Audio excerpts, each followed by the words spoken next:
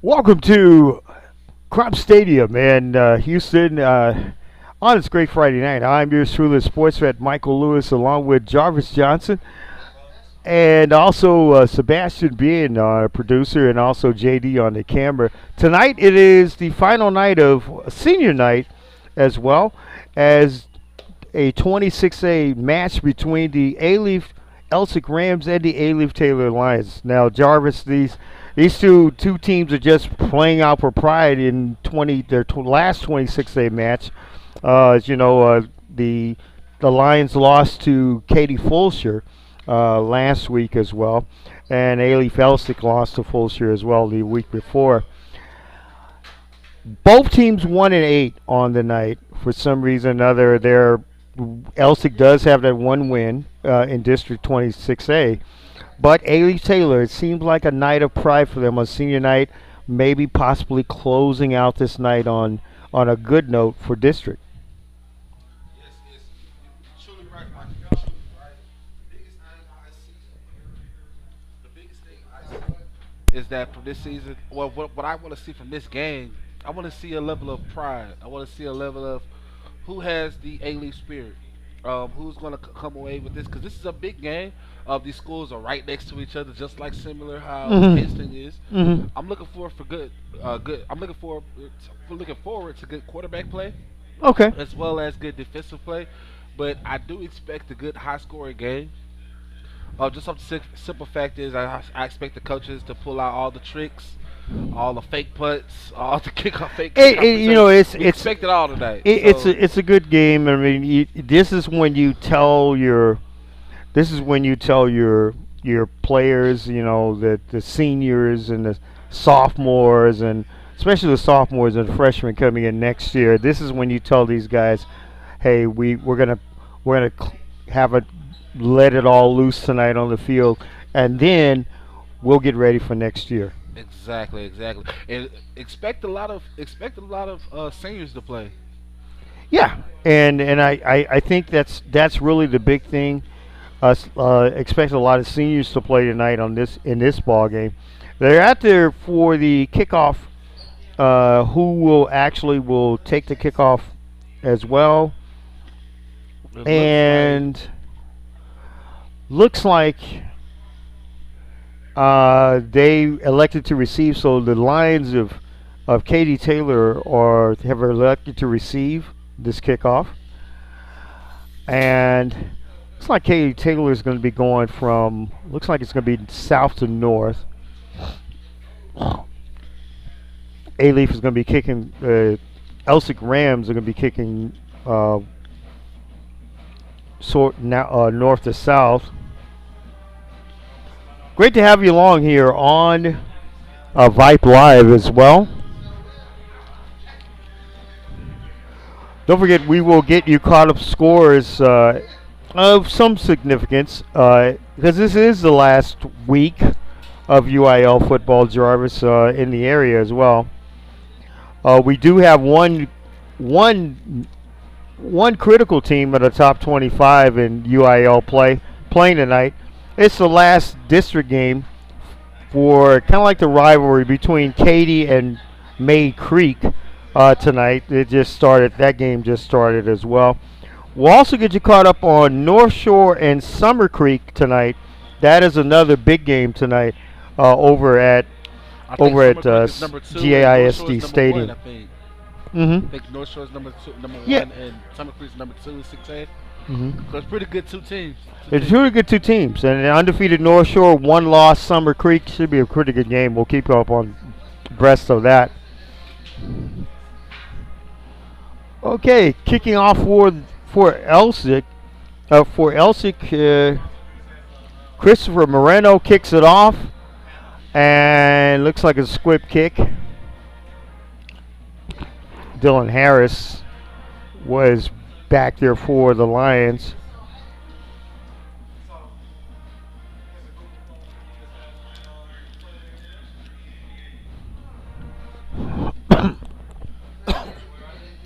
Now Taylor will have Nick Congolo, is the usually the quarterback. Tonight, I believe it's going to be somebody. Looks like it's different.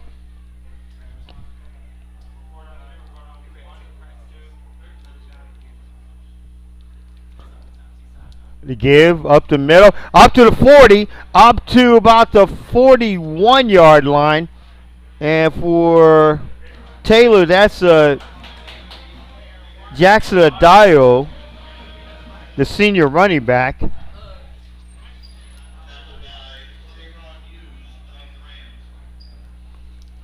Jalen Hughes with the tackle. Logan Gray is starting tonight also the for the uh, for the Lions. Has a double slot to the right. Give Adio again, gets it out close to about the 45-yard line. So it'll be 2nd and 7, gain of 3. Look forward to seeing Dylan Harris to having a good game. He's been their biggest player of the year. He's a senior, so he's looking for a big night for the college scouts to basically give him a look. Hopefully, we get something. We get something moving. And Dylan Harris has been their key guy all season, and he is in motion. Give Harris, he gets out to about the 40, down to about the midfield, and gets a good run. It should be close to first down yardage.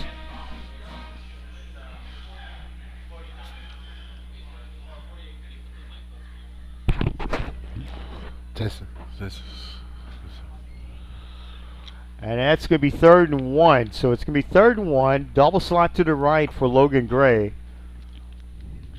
Give. Ibardo, he should have the first down. It's going to be first down for the Lions.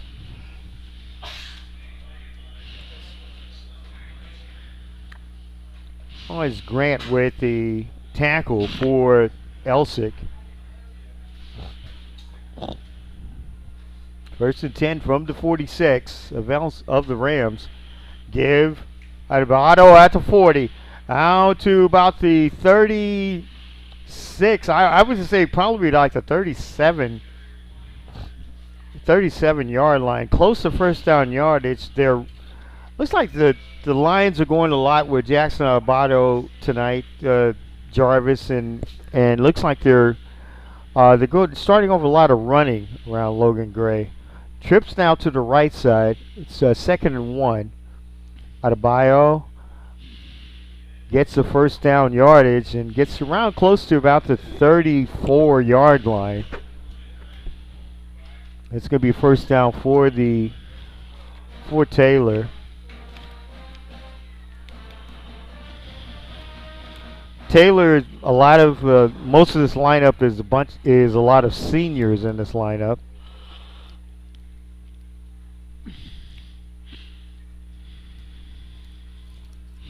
First and 10 from the 34 of the Elsik Rams. Double slot to the right for Gray in motion. Give, and Gray sneaks it up to about close to the 32-yard line.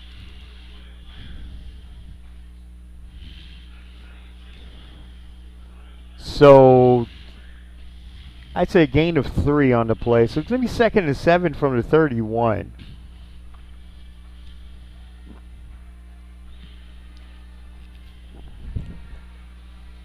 It's going to be trips to the right for Gray.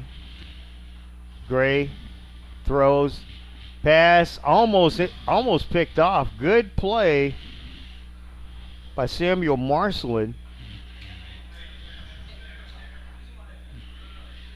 The defensive end.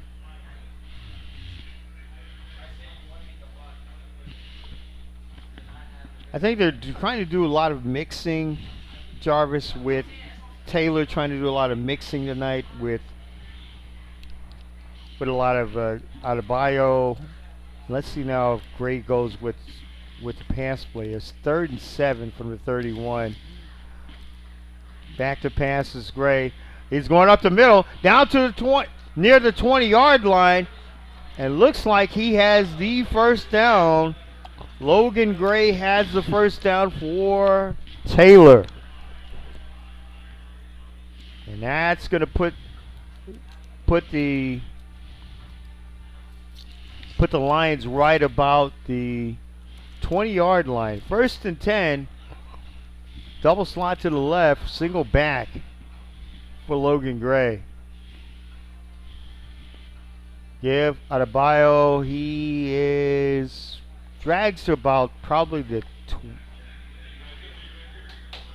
he gets about close to the 18-yard line. I'd say he gets a couple yards. So 2nd and 8. 8-11. Glad to have you aboard here on this Friday evening at Crump Stadium, A-Leaf ISD. That's going to be double slot to the left for Gray. Back to pass is Gray, looking under heat pressure, and great tackle by Samuel Marcelin. So it's going to be 3rd and 10, so loss of 2 on the play.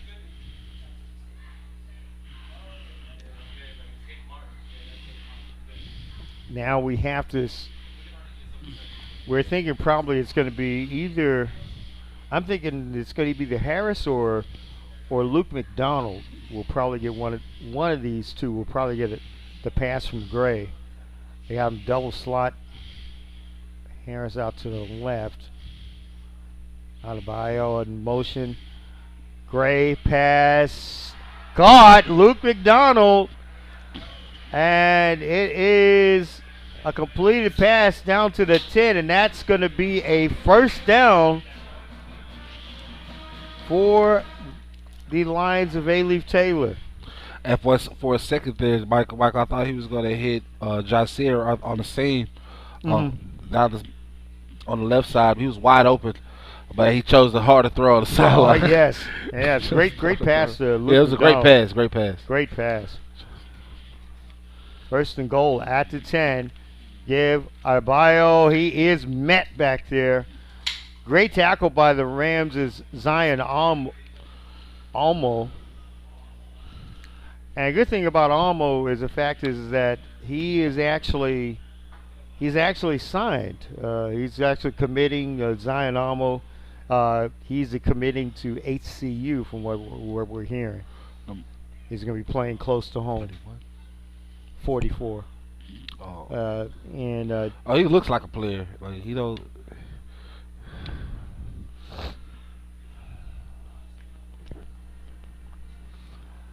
It's gonna be 2nd to go from the 13. That was a loss of 3. ASU is it to Arizona State? Yes. Sun Devils. Back to pass Gray. He's under pressure. He is sacked. By who? Almo. Zion Almo with that sack.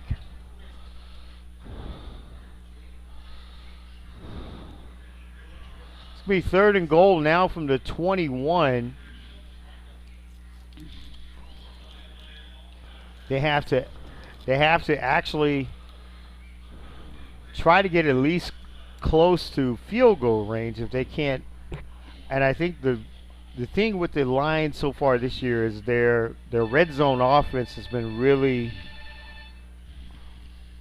sketchy. Back to passes Gray. Got a lot of time. Great play over there.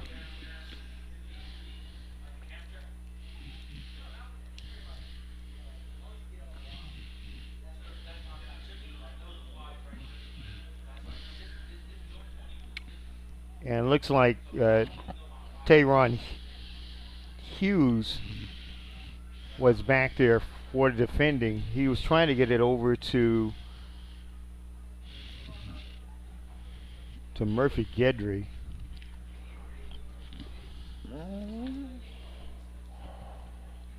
39-yard field goal, Charles? Yeah, it looks like they're gonna a field goal is in play here.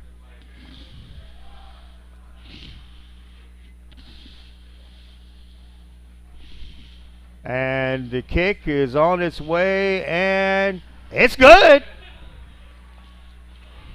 That's 3 points.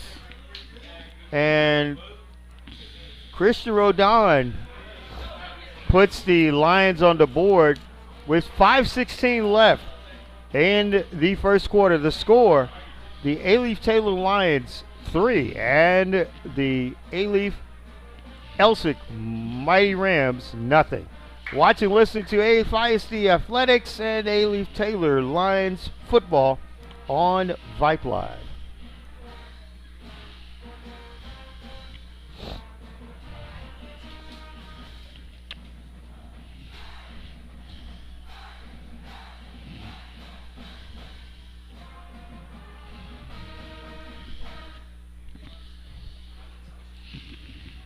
Welcome back to Crump Stadium in Houston, Texas. The sports vet Michael Lewis, along with Jarvis Johnson and Sebastian Ben, our producer, and also JR on the controls of the camera, and also our back in the studio, our QA Skylar Gillespie.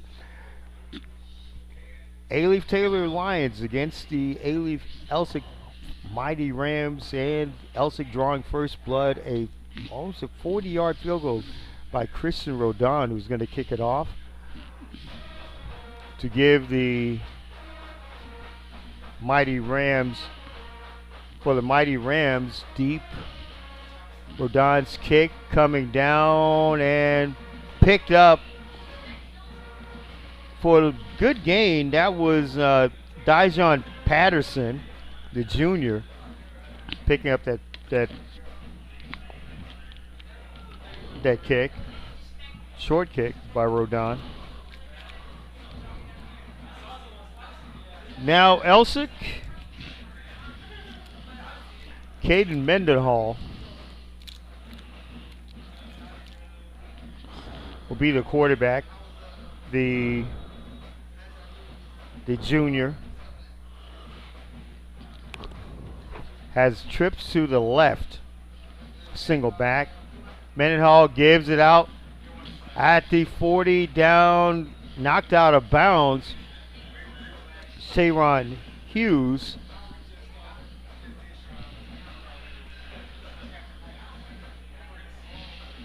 I checked that. No, that was Brandon Smith.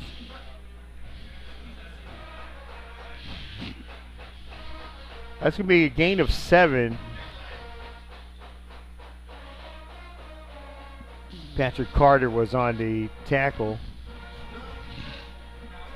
Double slot to the right for Mendenhall. Receiver in motion. Give. Smith. Gets to about the 47-yard line. I'd say 48-yard line. He should have the first down as well. That's going to be a first down for the Mighty Rams. 4:49 left in the first quarter of this one. Mendenhall has double slots on both sides. Mendenhall sneaks it up the middle. Gets about maybe 2, maybe 3 yards. And that should take right about close to about the 45. So it's going to be 2nd and 10.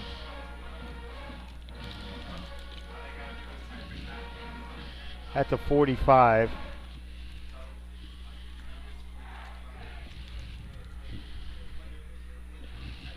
Mendenhall gives it. Smith gets up the middle, but looks like there's a fumble.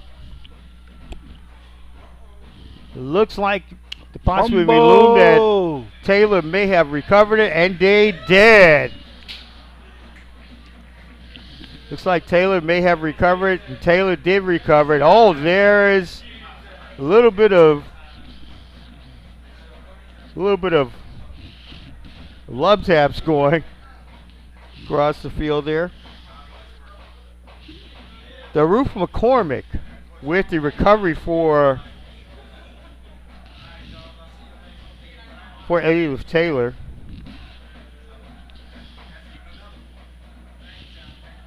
So looks like Logan Gray's going to end. Looks like Logan Gray and the Lions are going to have good field position right about the 47 of the Lions. I mean of the Rams.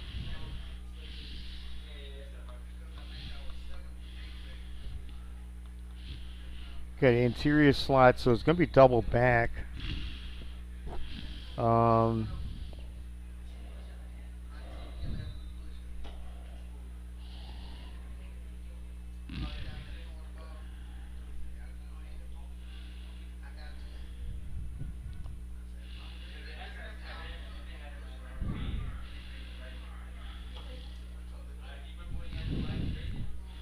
So 2:30, so 3:40. They were just doing a reset of the actual time.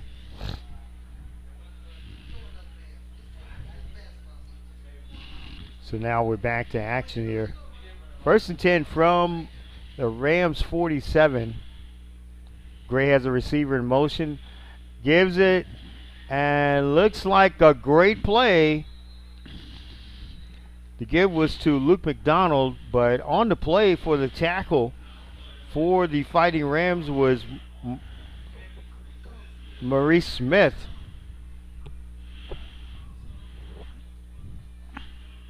Great read by Maurice Smith.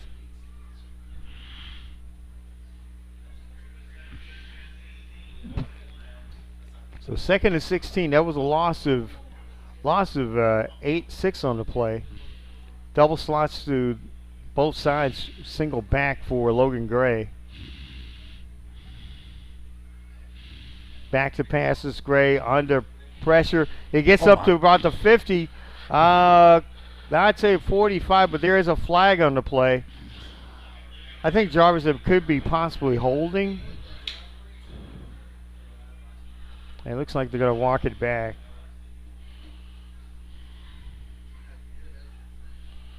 And that's, so it looks like holding is on number 74, Bailey Johnson for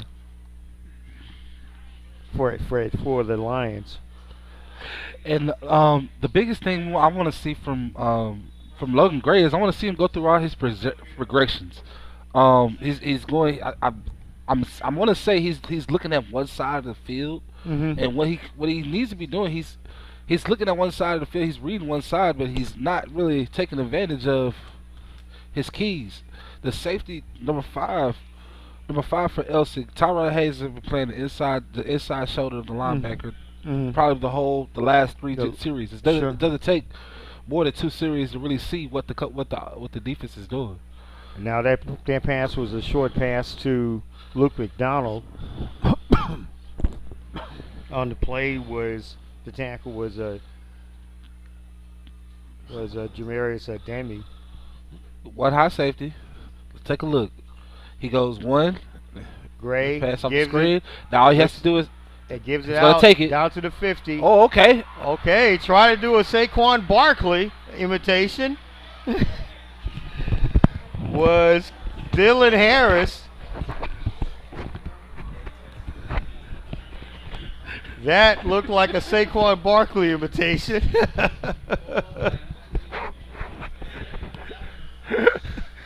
I looked at that, and Jarvis, and we ain't never seen nothing like that one. Pretty decent gain, but it's still short of the, still short. But boy, what a play by Dylan Harris. But it is 4th and 8. He went like 4 feet in the air. Yeah, all he had to do was just make the spin around, and that was it. By 4th and 8, and looks like Christian Rodon is going to punt. Inside the 50, look out for a fake punt. Rodon's kick, it dribbles out of bounds. There was some good pressure by the Fighting Rams. 2:24 left in the first quarter. 3-0. The A-Leaf Taylor Lions lead the A-Leaf Elsik Mighty Rams. This is the final game for both teams.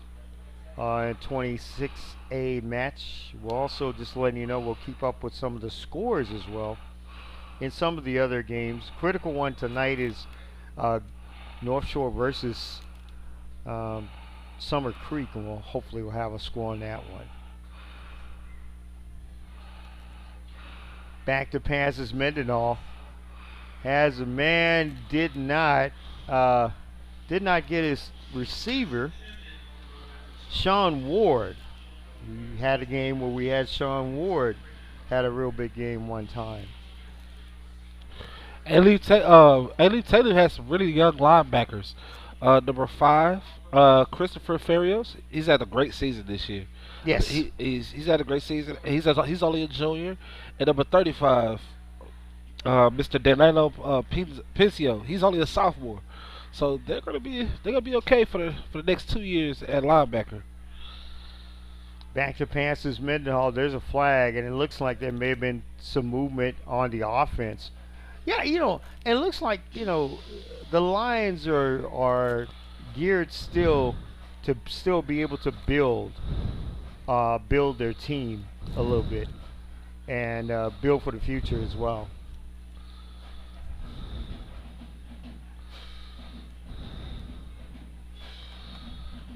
So it's going to be 2nd and 15 for Mendenhall. There was a false start on the play.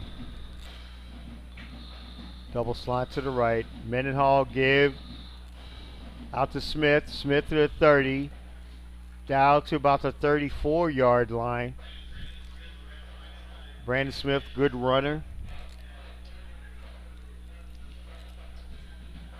3rd and 6. Now, Brandon Smith Jarvis may be one of the most up-and-coming running backs. He's only a sophomore, and we may see a lot of him being one of the key backs in this district coming pretty soon for next year.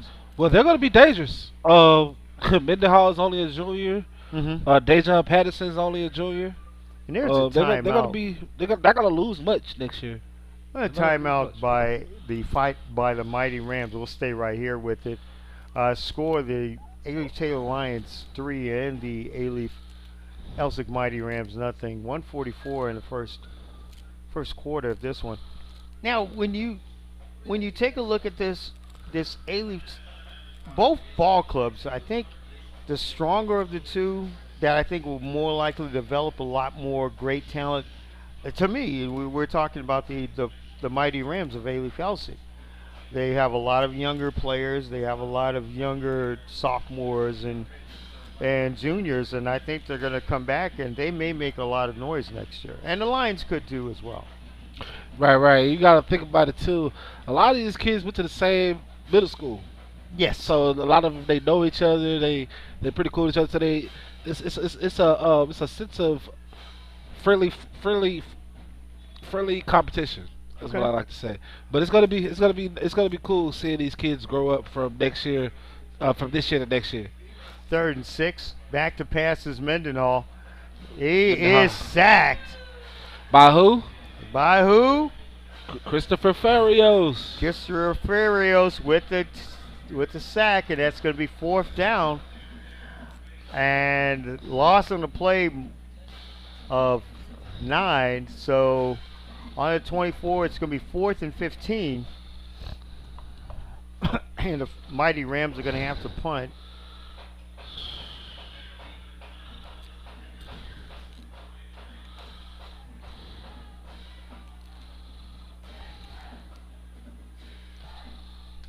Michael Chi, the senior, Wachi, the punt. Oh, blocked! Blocked! It's blocked! Oh, he's going to go out of bounds at the 1 yard line. It's going to go out of bounds, and that is Michael Wachi's punt was blocked.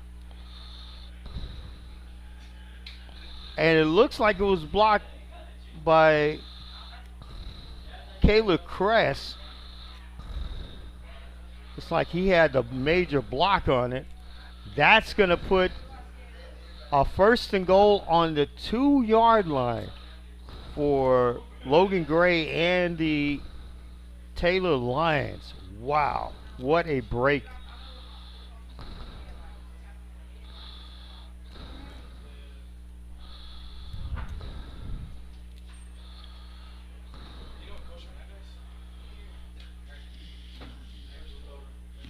So, first and goal from the 2. The old slot to the right. Give Adebayo. He is down. Looks like he's down at the 1.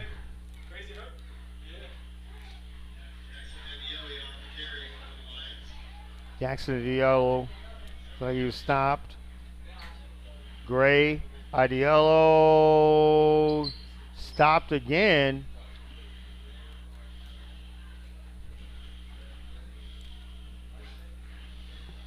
It'll be third and goal at the 1. Good stop on the play.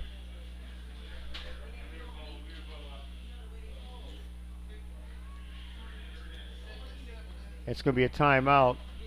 17 seconds left in the first quarter. The A-Leaf Taylor Lions, they are driving after that blocked punt.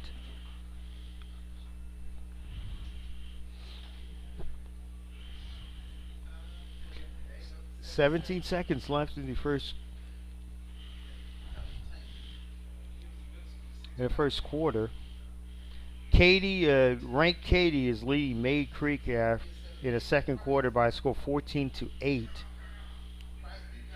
Maid Creek scored?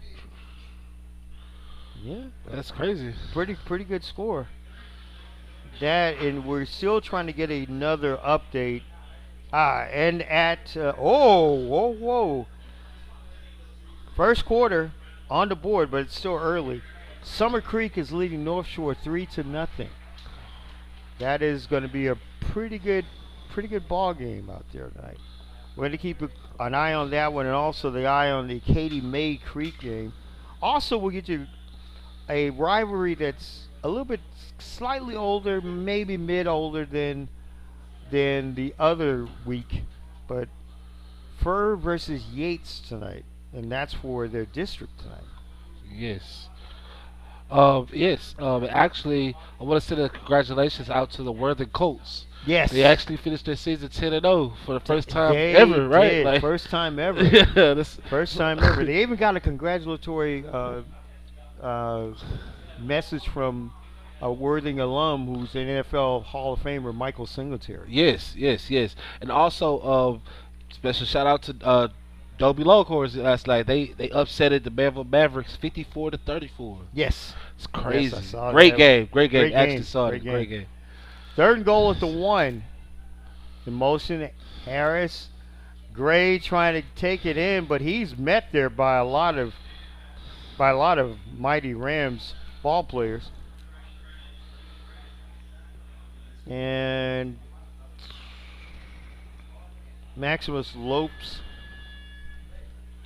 And that's made the tackle, and that's going to do it for the first quarter. As we go to the second quarter, the score: the A-Leaf Taylor Lions 3 and the A-Leaf Elsik Mighty Rams nothing. You're watching, listening to A-Leaf ISD Athletics and A-Leaf Taylor Lions football on Vype Live. We'll be back.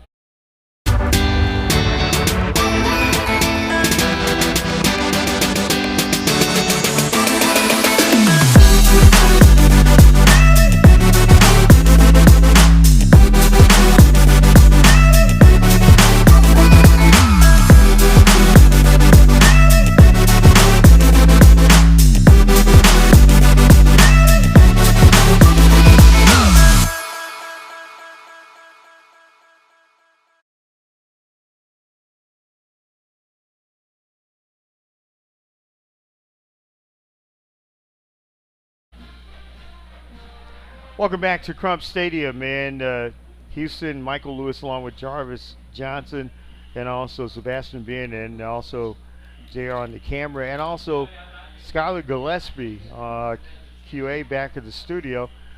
And Christian Rodon will kick a very short field goal here. Fourth and goal for about close to about the 10, maybe the 11-yard line. Rodon's kick is up and it's good. With 11:57 left in the first half, the score: the Alief Taylor Lions 6 and the Alief Elsik Mighty Rams nothing. You're watching and listening to Alief ISD Athletics and Alief Taylor Lions football on Vype Live.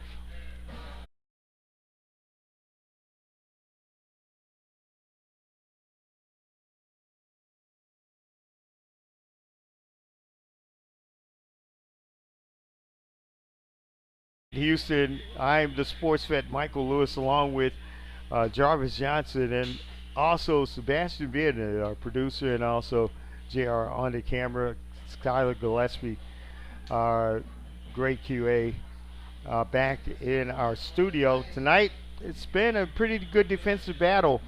The Alief Taylor Lions leading 2 field goals by Christian Rodon, who's about to kick off, leading the Alief Elsik Mighty Rams by a score of 6-0. It's a 26-A match between two teams who, Jarvis, are just trying to build their programs for the next couple of years, seems like it. Rodon to kick it off. Comes down and picks it up at the 20. Down to the 25. Down to the 30. Still on his feet. Ground at the 40-yard line. Sean Ward. Sean Moore on the return.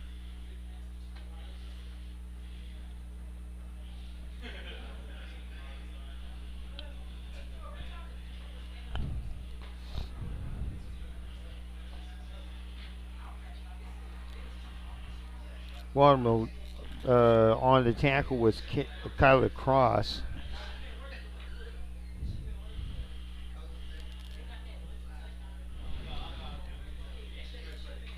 So Caden Mendenhall and the Mighty Rams looking at trying to get on the board here, trailing 6-0, and they are 1st and 10 at the 41. Mendenhall gives it. Smith up the middle. Now check that. That was David Arias Tubbs on the carry. It's going to be a gain of 3, so it's going to be 2nd down to 7. Mendenhall has 2 receivers out to the right. Single back.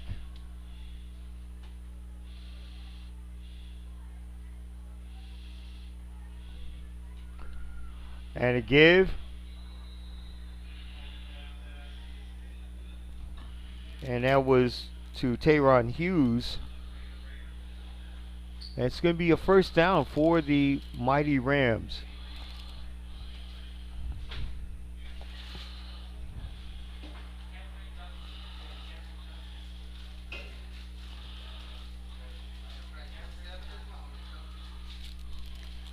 It's going to be double slot.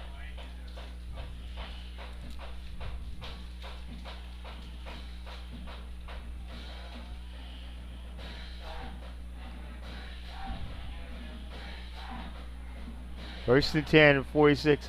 Mendenhall. Oh, what a pass. And it had 6 all over it for Tayron Hughes, and he just dropped it.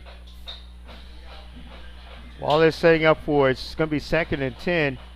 Well, Jarvis, you want to know about a possible upset? With 3 minutes and 14 seconds out at GISD Stadium, the score, the Summer Creek 10 and North Shore nothing. Some teams are just due for a loss. Summer Creek's been playing good ball all year, They have. so it's just about to happen. We back. We will keep up update on this one. Mendenhall out to Will he throw side. it? He's going to try to get Tayron Hughes. Great Great catch. catch. And he's complete to Tayron Hughes and gets it down to the 5-yard line. Great pass by Caden Mendenhall. We'll keep up with that score of that game out at GISD Stadium. But two great teams are playing each other tonight, and Summer Creek can really move up that playoff ladder too with a win. Look for him to throw a fade out to Dejon Patterson. He's out 1-on-1. That could be one because they're in the box. Oh, up to Inside Smith. touchdown. Touchdown. Touchdown. The sophomore. Brandon Smith, the sophomore, with the touchdown. That makes it 6-all. With Chris Moreno coming in to kick the extra point.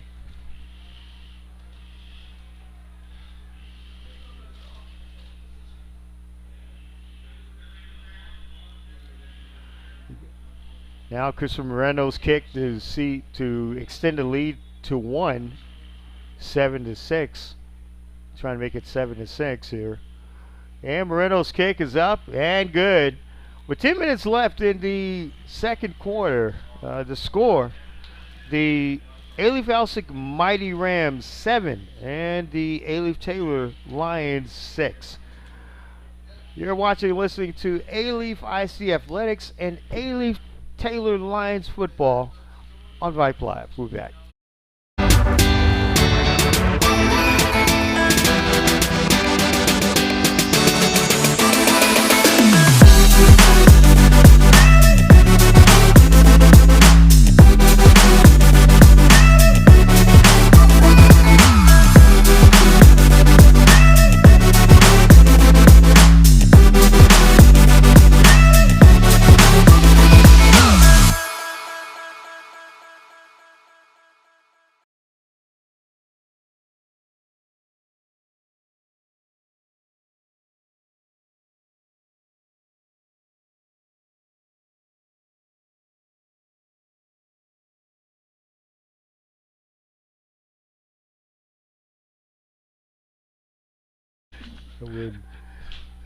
Back here at the Krupp Stadium in Houston, the sportsman Michael Lewis along with Jarvis Johnson, also Sebastian Bean, and also JR on the camera controls for us, and Skylar Gillespie back at our studio in Houston.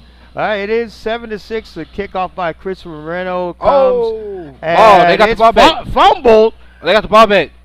Elsik got the ball. It looks like they got the ball back. It hit off of a actual Toby. Actually, it hit off of a Lions player.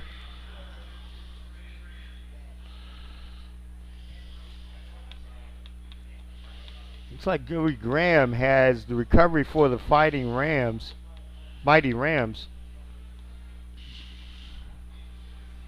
Unbelievable turn of events. Both sides have had turnovers tonight, but now can the Mighty Rams extend the lead?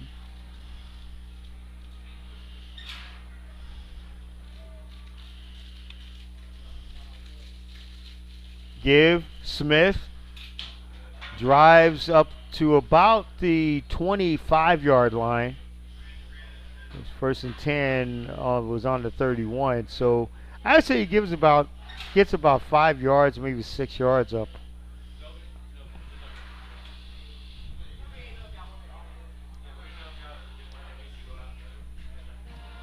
It's going to be 2nd and 5 at the 26-yard line.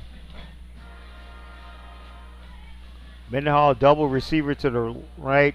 Mendenhall pass intended for, looks like it was intended for Sean Ward.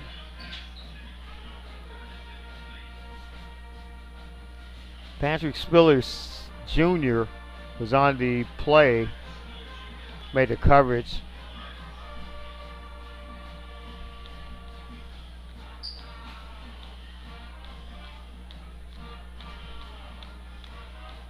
Listen, it's the last game.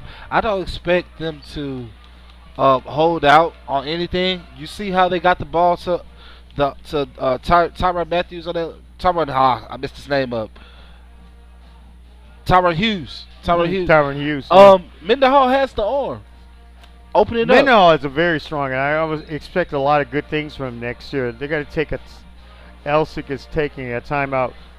He plays with a lot of fire. And he does, and I like his his mechanics are real good, and I would be surprised if Caden Mendenhall is he's one of those quarterbacks in this district next year that a lot of people are going to look at as a senior next year. Yes, his time is coming. He had a really great season, personally, but a lot of things could be better. Next year, I do expect him to be a lot more better because he's stepped into the role.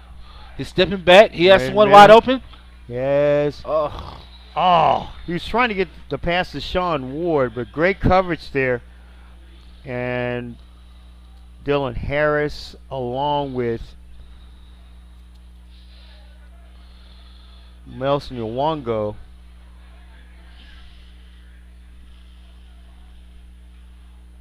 It'll be 4th and 10 from the 31. And the thing is, both of these teams, Jarvis, have had, finishing it up and getting it into the red zone. They've had some issues with that this year. Both teams have had it. Let's see if actually the Mighty Rams can capitalize on this 4th and 10. But there's going to be a timeout. We'll keep it right here. A timeout by Taylor. We'll keep it right here. Well, we talk about as we talked about it, Jarvis. University of Houston, the Cougars. My goodness, upset Kansas State last week. man. And I tell you what, this comes down to when you have the teams that you really never. If you think you're ranked and you think you can't really fall off on any given, like I said, any given Sunday, any given Saturday, it could happen. Yeah, man. College football is becoming a lot more entertaining, man. Every week is something. It's something. It's It's something. You a have upset. the big game in Tuscaloosa, or is it Death Valley? I think it's in Definitely. Death Valley. Mhm. You have the big game in Death Valley this week with Alabama. That's the first. People are saying, that that's the first playoff eliminator. But if any one of those teams lose, don't expect them to sit in the playoff. Yeah. And it's sad to say about Alabama, but it's 4th just and 10. don't see it. Trips to the right for Caden Mendenhall. Back to passes Mendenhall. Steps around. He's going to be sacked. He is sacked.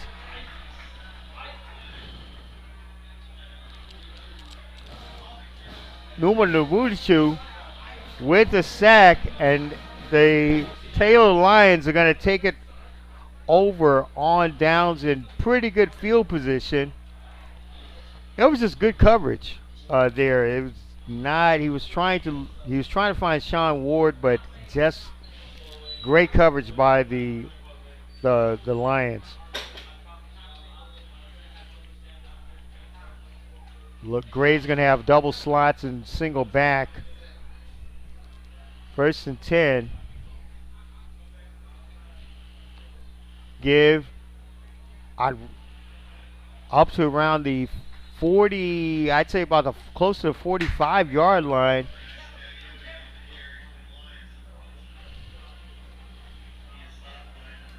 Jackson Adunye. So it's gain of 7 on the play. Gets around the 46-yard line. Double slots again for Gray. Danye, single back. Give Adanye up to about, he pushes his way. Still pushing. Gets up to about the 39-yard line. Maybe about the 38-yard line. And that's going to be a 1st down for the Lions of Ailey Taylor.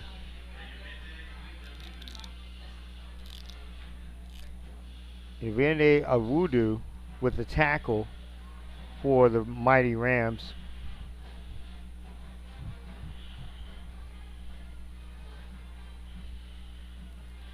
give up the middle. A few good yards up the middle. And Saluki with the carry. Saluki up to about the 30, gets around the 30, close to the 30-yard line. I think he's another sophomore. Another sophomore running back. Another sophomore running back. For Taylor. Saluki. A lot of these freshmen and sophomores and juniors are getting a lot of time tonight. The coaches letting them get some of that full game experience. Double slide to the right. Gray steps up. Gray gets around close to about the 25-yard line. Logan Gray, good carry up to about the 25, maybe 26-yard line. Just still 3rd and 1. 6:38 left in the first half here.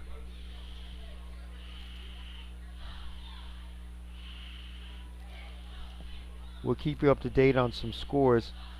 And we just got a score at GISD Stadium between North Shore and Summer Creek. We'll talk about that after this play.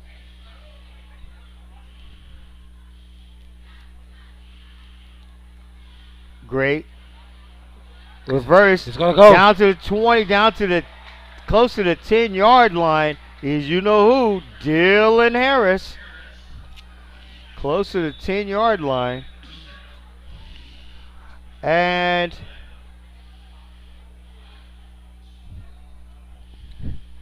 boy, this is a play for you, Jarvis. In the second quarter at GISD Stadium, there was a quarterback for North Shore, Kendrick Bailey. Get this. He was tackled at the 1, got up and ran 99 yards for a touchdown. Summer Creek still leads North Shore 10-7.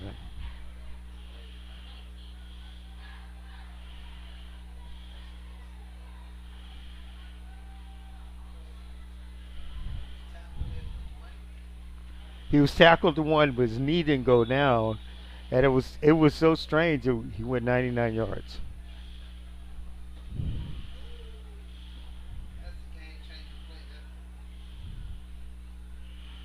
Back to pass is Gray. He steps up. He was trying to get it out to his favorite target, to Dylan Harris.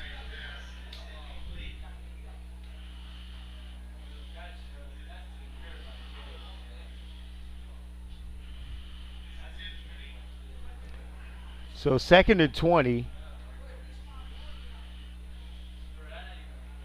5:47 left. Still 14-8.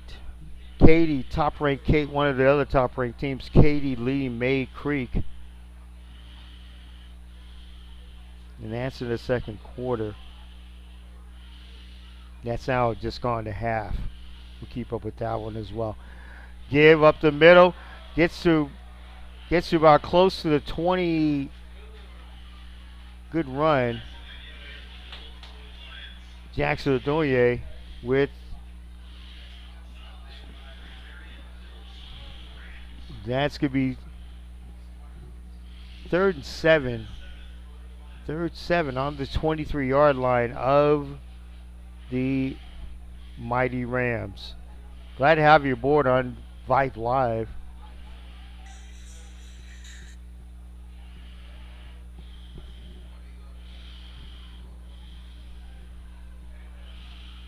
Back to passes Gray. And looking at the right side, trying to get it to Luke McDonald, but coverage was great by Caden Green, the senior linebacker, the senior safety.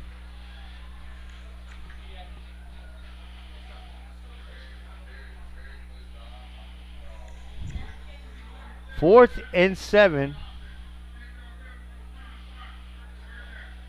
Okay, there is a flag on the play as well.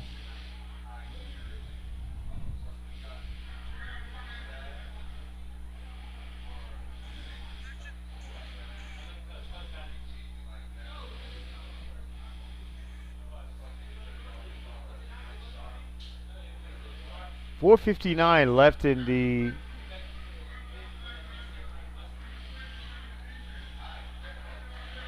Okay, so it was an unsportsmanlike conduct on the defense. So that is now going to move the ball back, and that will give the A-Leaf Taylor Lions a good shot to cash one in here before the. So it's now going to be 4th and 2. In motion, give, and it's going to be good for. It's like it's going to be good for a first down. Onyenwe with the carry.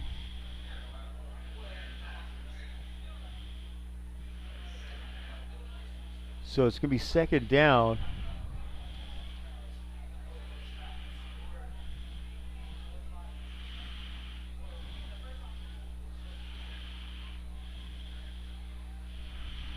.427 left in the first half.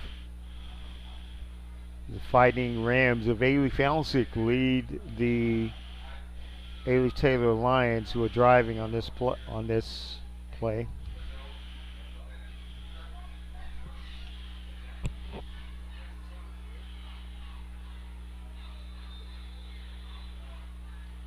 And that's going to be a timeout.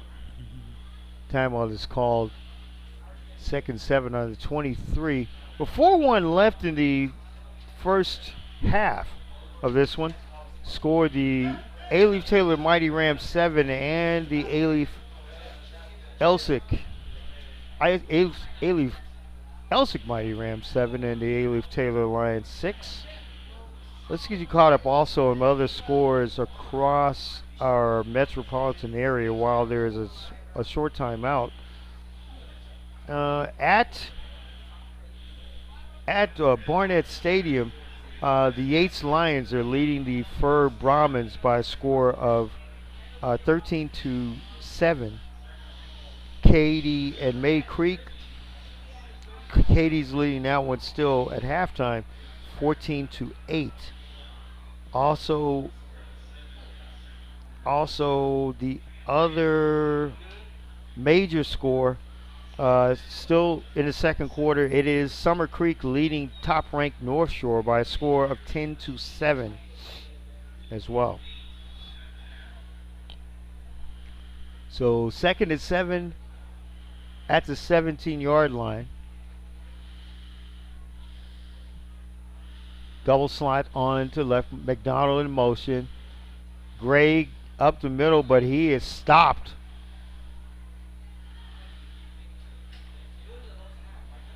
Great tackle on the play by Avery Malvo.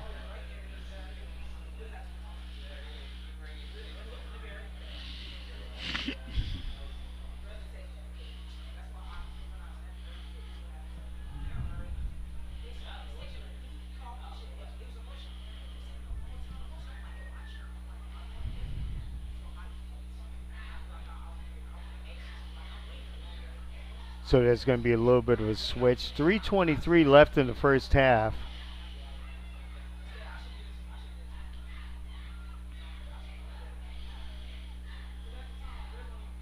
Double slot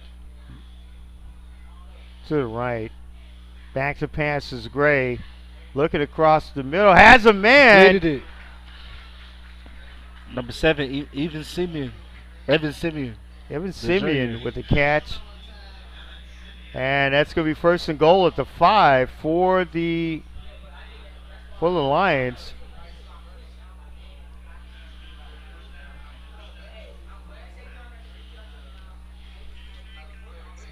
It's going to be double slots on both sides. 1st and goal at the 5. 2:51 left in the first half. Gray gives it out in middle. And another Saquon Barkley move by Dylan Harris.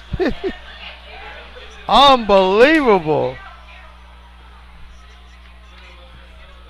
Great run by Dylan Harris. It's now 12-0 with the kick coming up by Christian Rodon. Great 5-yard run by Dylan Harris.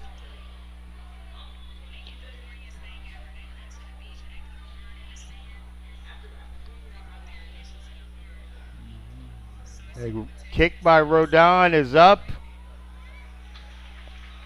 and good. With 2:42 left in the first half to score, the Alief Taylor Lions 13 and the Alief Elsik Mighty Rams 7. You're watching and listening to Alief ISD Athletics and Alief Taylor Lions football on Vype Live. We'll be back.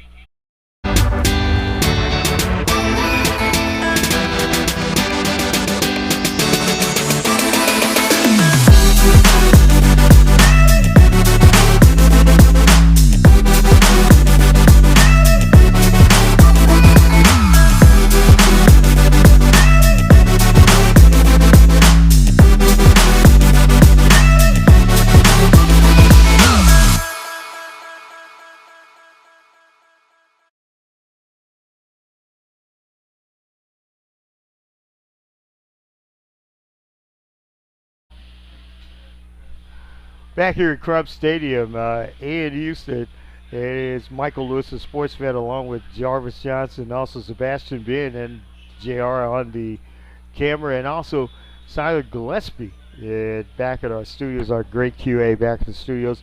Great one here tonight, the 26A match, the last one for both teams. Christian Rodon to kick it off for Alief Taylor, coming down with it at the 50. Down to the 40, ran out about the 41-yard line. Dejon Patterson with a great return. And that gets around close to around the 40, I'd say about the 40 yard, close to 40-yard line. So it's going to be about the 41-yard line. See if the Mighty Rams can get on the board here before the half. Been an entertaining game so far tonight. Very entertaining game. Double slots to the right. Mendenhall back to pass. Looking. Has a man. And wrapped up there is Sean Ward.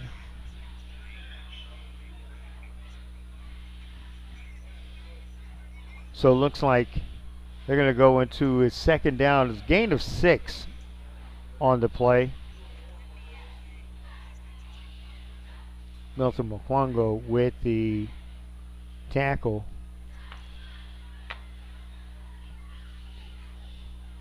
Back to pass. Patterson has a man down to the 20, down to about the 18-yard line, maybe 19-yard line. Dejon Patterson with the catch. I would like to see them get him the ball more. I'd like to see Dejon Patterson. He's easiest their best receiver. Him and I know Teron would probably be a safety and on the next level because he played both sides. But I would see him being the safety. But Dejon, he's easiest the best athlete on the team. Back to passes. Mendenhall looks. There's a flag on the play. It's just a free play. He just throws it out of bounds. Let's see what the flag is. And that's going to be holding against the Mighty Rams.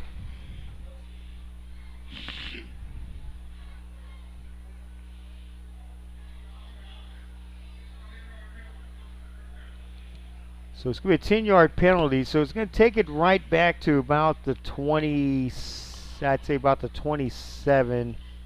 yard line. It'll be 1st and 20. 134 left in the first half. See if the actual Mighty Rams can cash in on a score here before half. And it looks like going to be a little encroachment, so they'll get 5 of those yards back.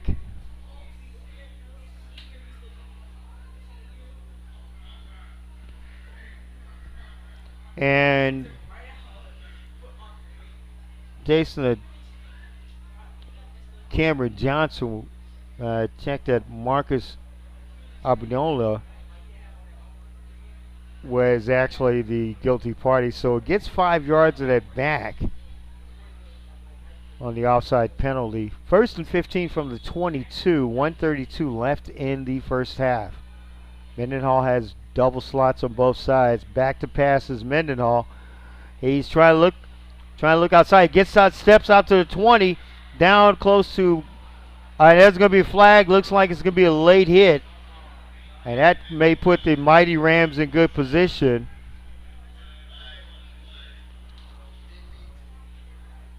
And a late hit is going to be on. It'll be on Cameron Johnson. So that may put them close to the.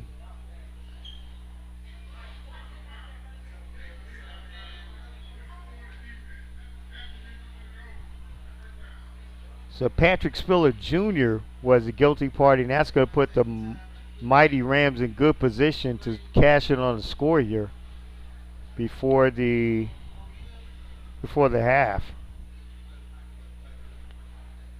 So they're going to put him right in the middle of the red zone, right about the 9-yard line.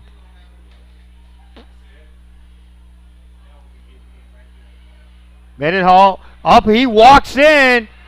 Touchdown, Jaden Mendenhall. A nice 8-yard touchdown run, and now it is all tied at 13.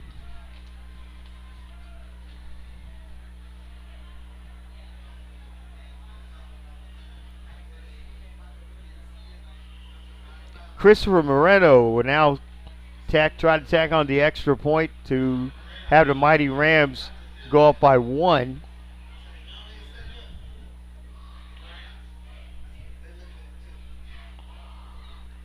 The kick by Moreno.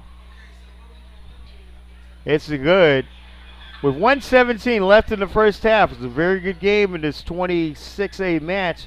The score, the Elsik Mighty Rams 14 and the Alief Taylor Lions 13. You're watching, listening to Alief ISD Athletics and Alief Taylor Lions football on Vype Live. We'll be back.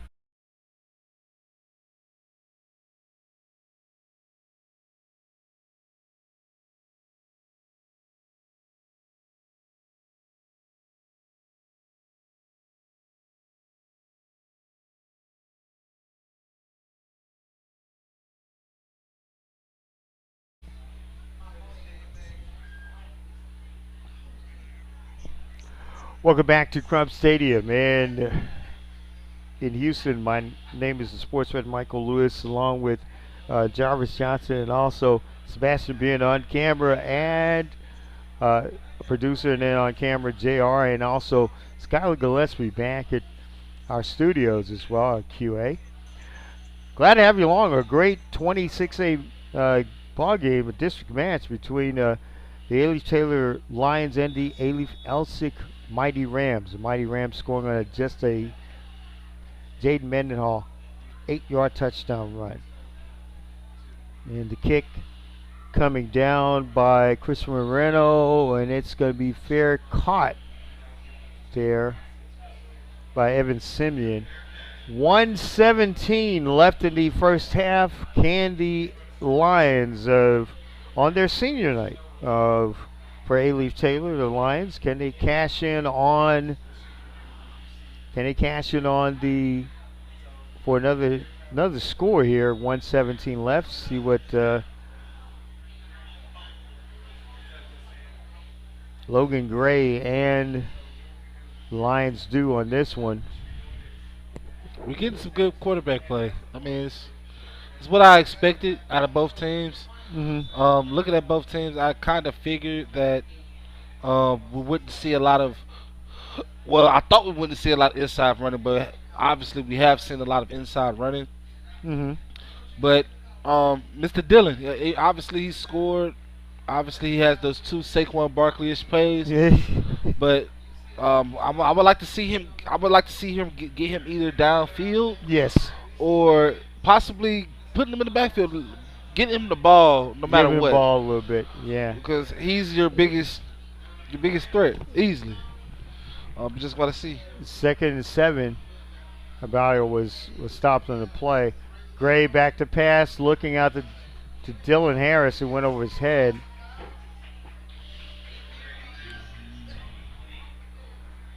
Yeah, I think that they went kind of. I think the Lions kind of went away a little bit from. We'll see what happens in the second half, but they went away a little bit from the running that they got that really made it better for them.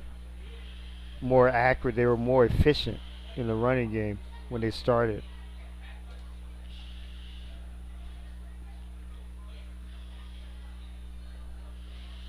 Trips to the right. Back to pass is Gray. Looking. Has a man. Luke McDonald. Oh, out of the hands. Almost intercepted by Trenton Scott. Trenton Scott, he could have actually had a passage for 6. At GISD Stadium, also, North Shore has scored again. They're now leading with 2:46 left in the second quarter. North Shore leads this one 14-10 over Summer Creek. So the slugfest as we thought it would be tonight.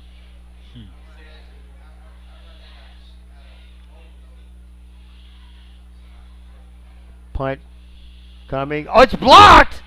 It is blocked, and it's taken, and it's recovered by the mighty Ramses, Courtney Thompson. No, check that. Yes, it was Courtney Thompson with the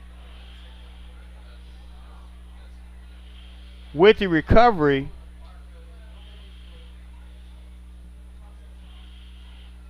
Three block punts tonight, Jarvis. Unbelievable. And they all have gone for scores. Senior night. It is senior night. Yes. It's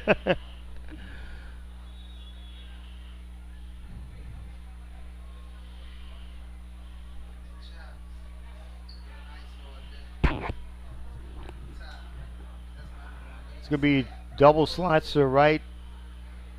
Let's see, Jaden Mendenhall. See if they can actually get something in here. Mendenhall back to pass, rolling out to the left side. Gets out to closer to 20 and falls down right around the 18-yard line.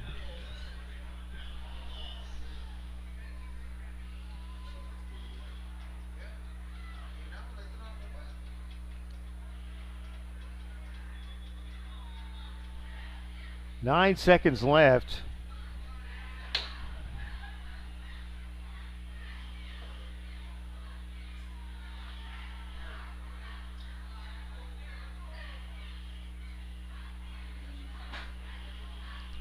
And we're looking to see what their 9 seconds left. Ball's on the 13-yard line. Well, Jarvis, speaking of Lions, Sunday night football in our metro area. The Detroit Lions, talked about as probably one of the top teams in the National Football League. One of the teams that could probably knock off the Kansas City Chiefs if that happens. They take on the Houston Texans.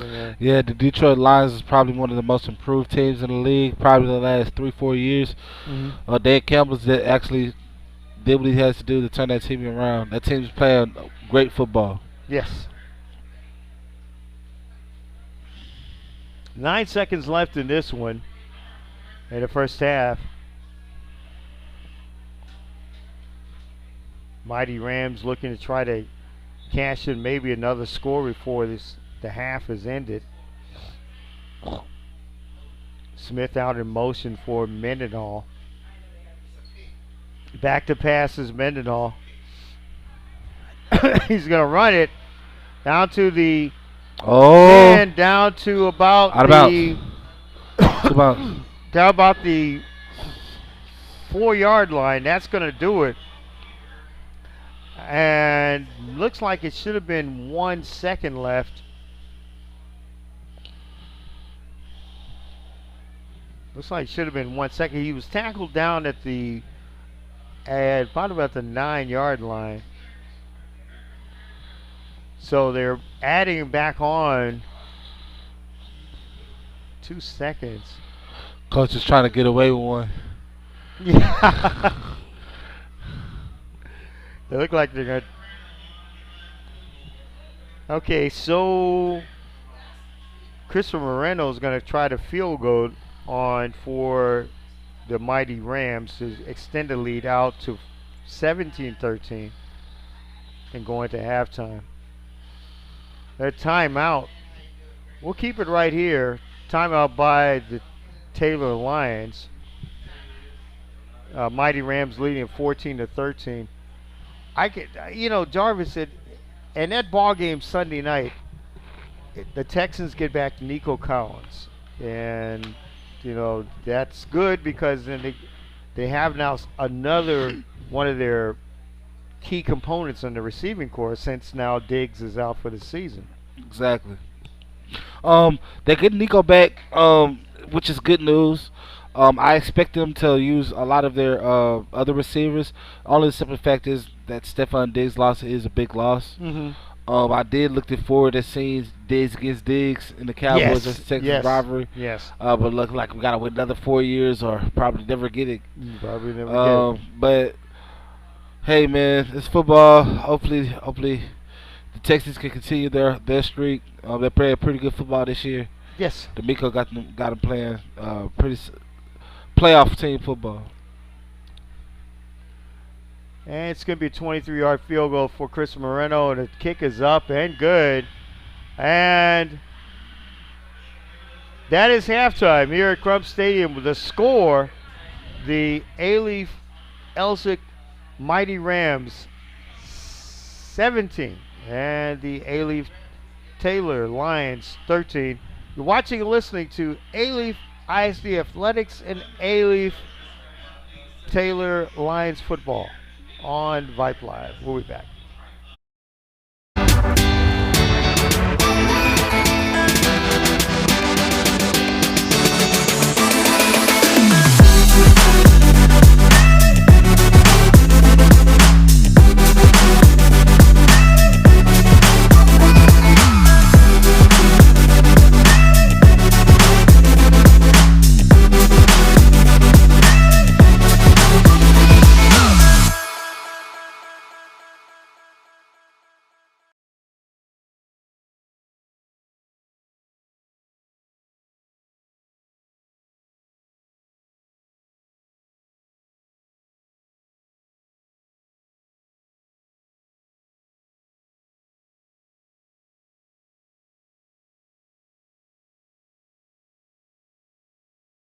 Influence extends beyond athletics, making her a valued member of our school community and a positive role model.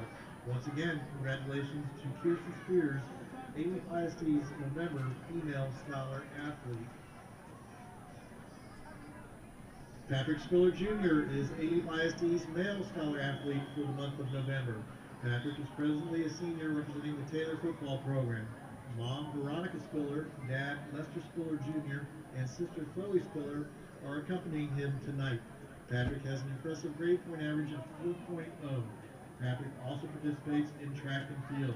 Off the field, Patrick participates in the Taffy first place in the national competition, National Honor Society, Mufasa's Pride, Mentoring Community Service Program, the Kids Meal Houston Volunteer, and is a food bank volunteer. In addition to Taylor High School, Patrick also attended Hicks Elementary, Miller Intermediate, and Albright Middle School. Patrick is undecided on which university he hopes to attend but wants to study mechanical engineering. Coach Gray had this to say about Patrick. Patrick Spiller Jr. is an outstanding young man. He excels in the classroom, in track, and on the field. He currently ranks in the top 5% of his class. We can't wait to see what his future holds as we have the utmost confidence that he will shine. Once again, congratulations to Patrick Spiller Jr., 80th ISD's November Male Scholar Athlete.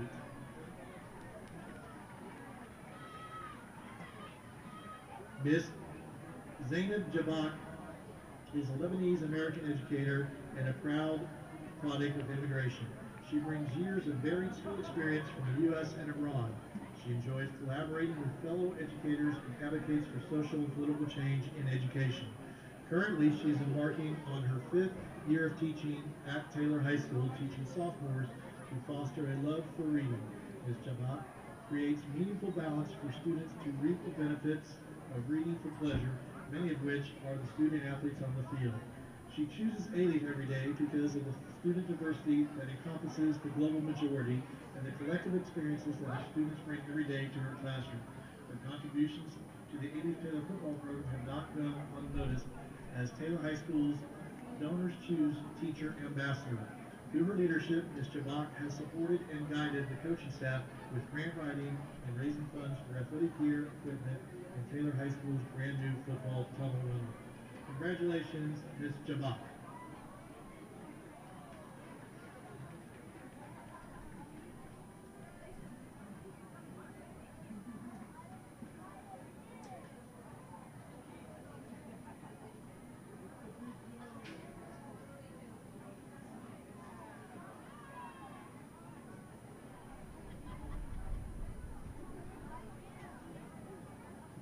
Good evening, ladies and gentlemen.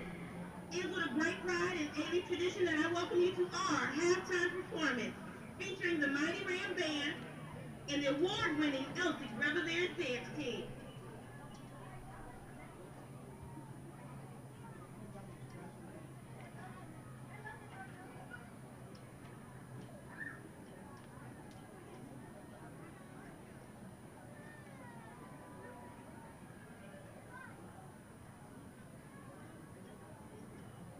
And now introducing the Elsik Revelations Dance Team under the direction of Miss Toria Knox, assisted by Miss Crystal Bellamy. Leading the Revelations onto the dance field are our dance officers. Dariana Abreu, Victoria Onamudu, Zakaya Jones, Janisa Rosa, and Kelly Yates. The Elsik Revelations social officers are Janaya Hayes, manager Kiara Williams, and Taylor Darty.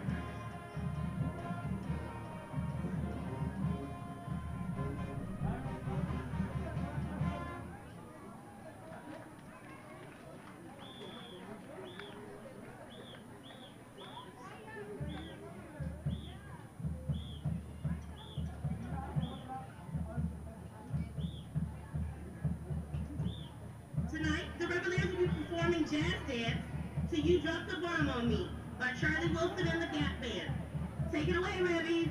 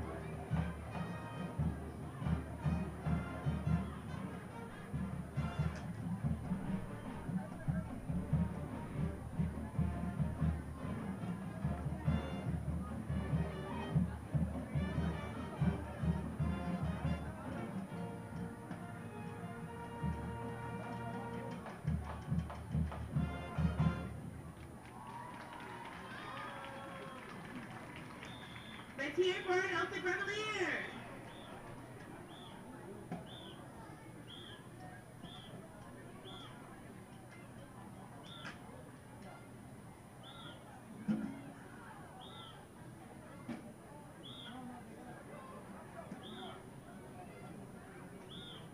And now taking the field is our award-winning Elsik Mighty Ram Band.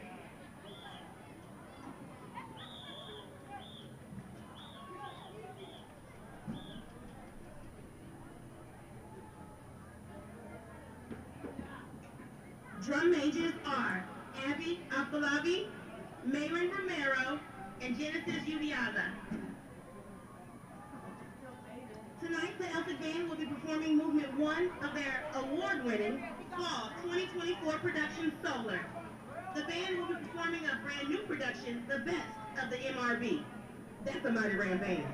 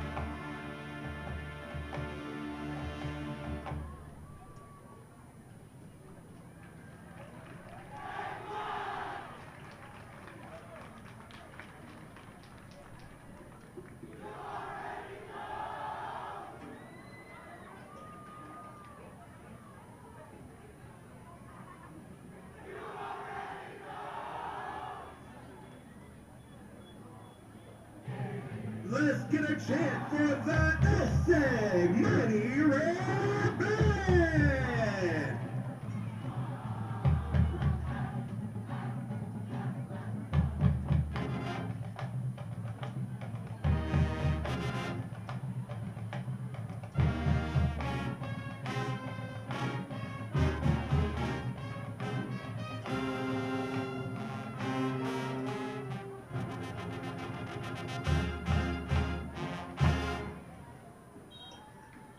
Let's give a shout out to our seniors, class of 2025, as they swag surf for the final time.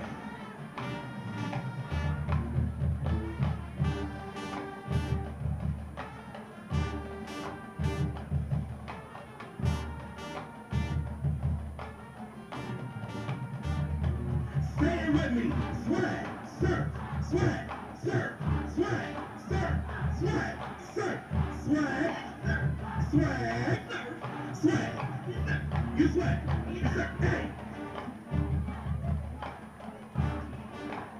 Is that Rocky? Give a shout out to Rocky! Turn it up on the quiz!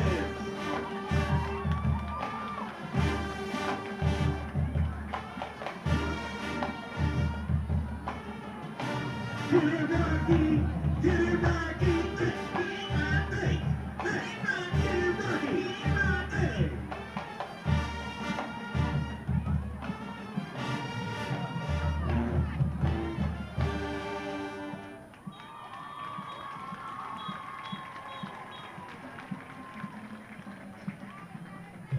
Uh-oh, get that gritty, hey! Turn up, let's go, MRB, hey! We see you up there, MRB, shining! Uh-oh, instruments, that what we doing, hey! Yeah! All that TikTok stuff, break it down! Let's go! Yeah, yeah, yeah, yeah, yeah, yeah! Yeah, what they doing now? Hit the quad, hey! Hit the quad, hey! Hit the quad! Let's go!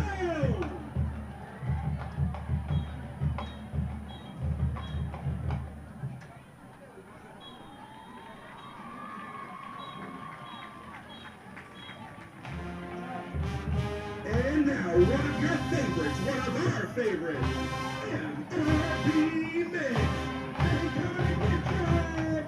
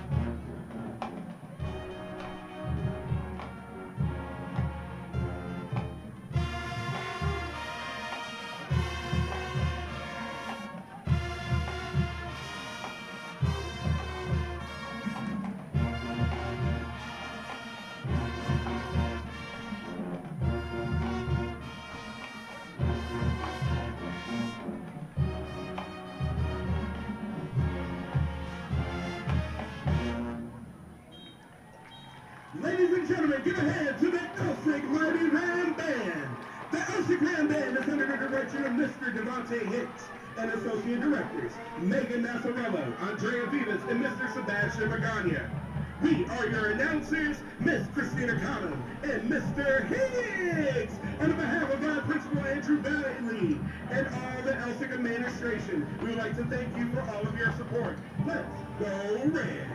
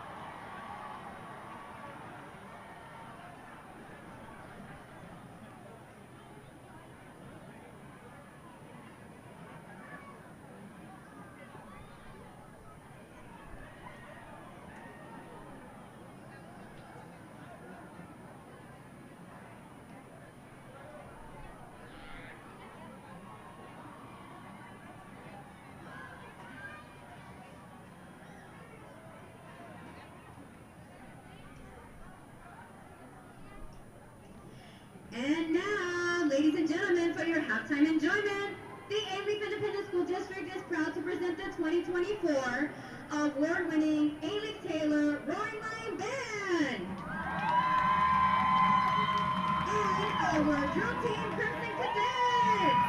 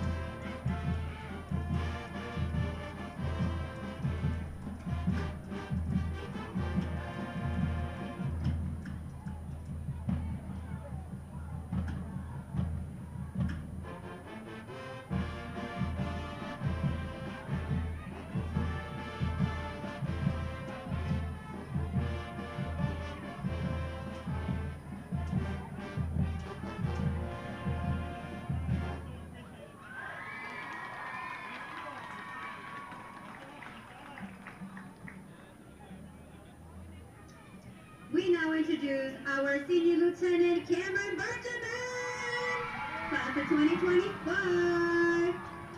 Our junior lieutenant, Allison Martinez.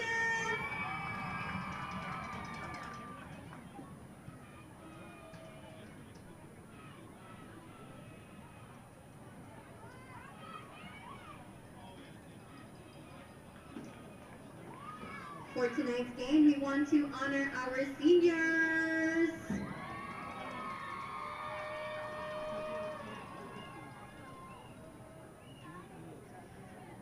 We have our senior Cameron Benjamin, senior Stephanie Cruz, senior Amari Irving, senior Crystal Solaria.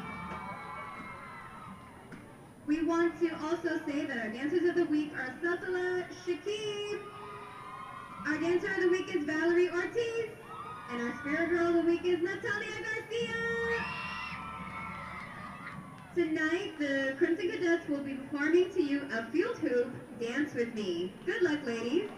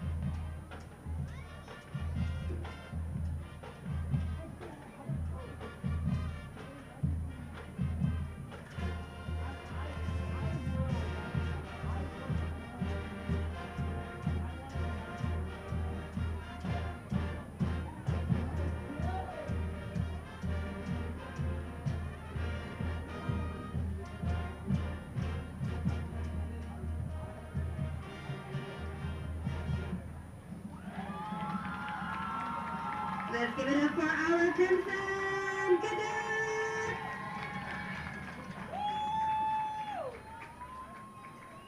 And now the Alief Independent School District is proud to present the award-winning Alief Taylor High School Roaring Lion Band! This section of the week are the trombones. The new members of the week are Andy Lopez and Alma Roman. The band members of the week are the Trail Sanders and Kaylee Chapman. The band will perform in the Stone Fanfare followed by a precision drill to the tune I Don't Wanna Know by Mario Winus. The Take a Blast of the Past, the hit ballad Practice What You Preach by Barry White. Band, are you ready?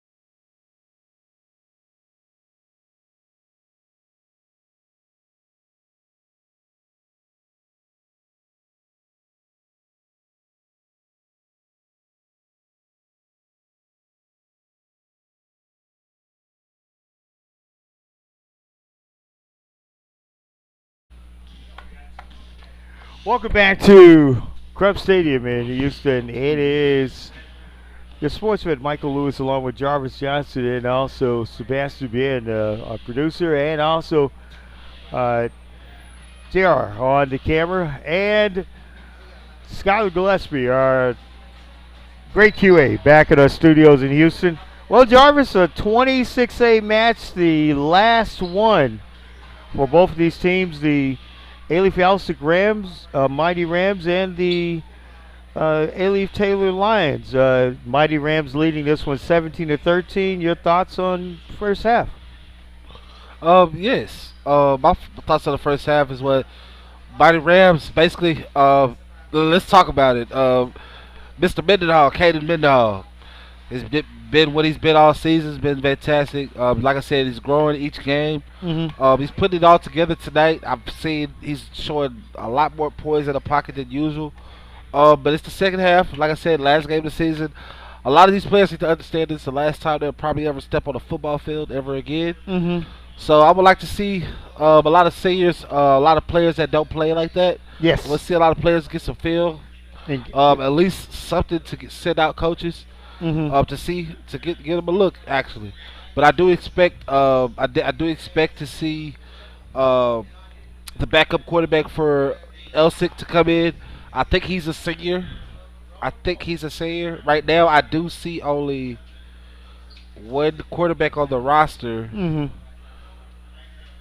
So I'm guessing that it's probably one of the special teams players Special that comes teams in. players.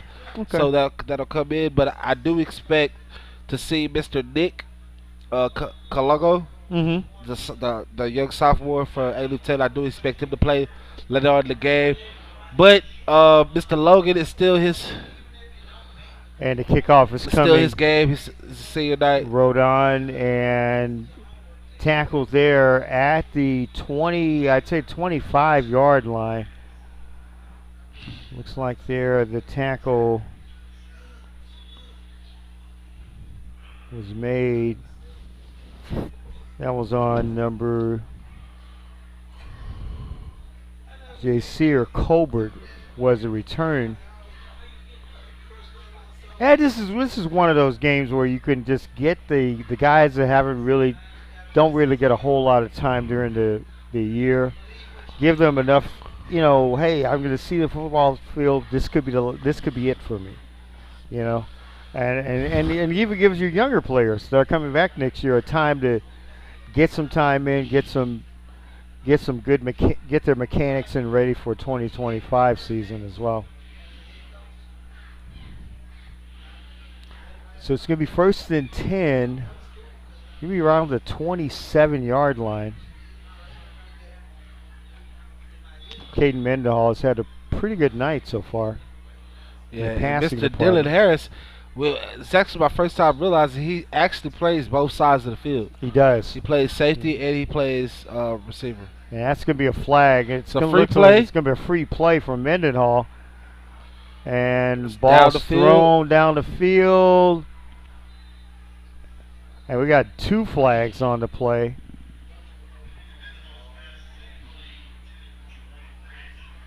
Jerome Branch was the intended receiver, but that is a free play. Looks like some of the players are pointing toward the penalty beyond. This is going to be offsetting penalties on holding and on Elsik, and also a offsides on Taylor. So it's going to be offsetting. Still going to be first and 10 at the 27.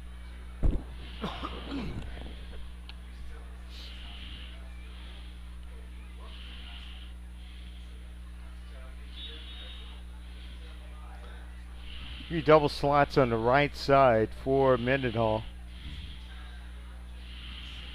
Give up the middle. Looks like Smith getting a few yards up the middle.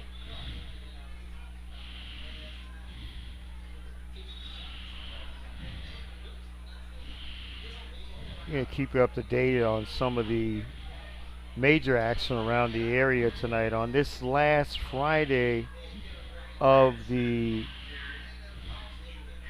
last Friday of the season for some of the schools. One thing I could say about L6 offensive line, they're really young on the offensive line as well. Mm-hmm. It's only one Sayer that's starting on their offensive line. Everybody else is coming back next year. Pass is out to. Looks like there's a flag on the play.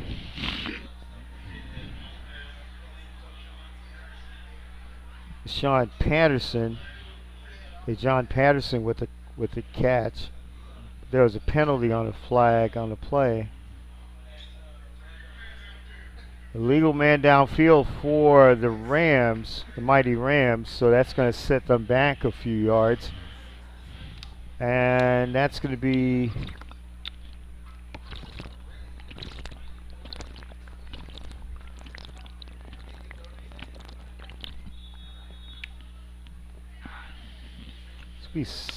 could be second or third.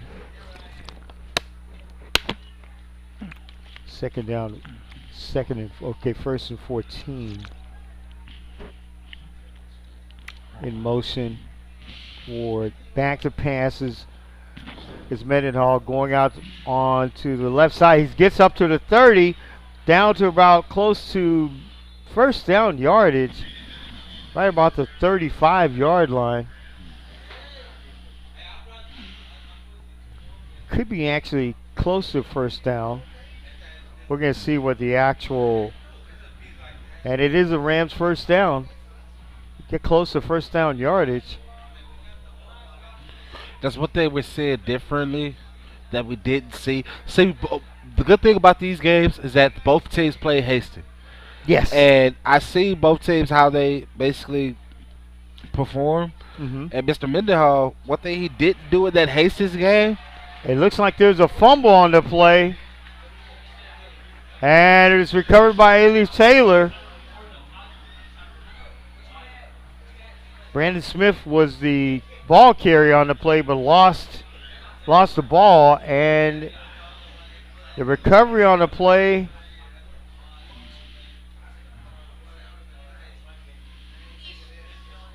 Danilo Penso with the actual recovery for A-Leaf Taylor. That's going to put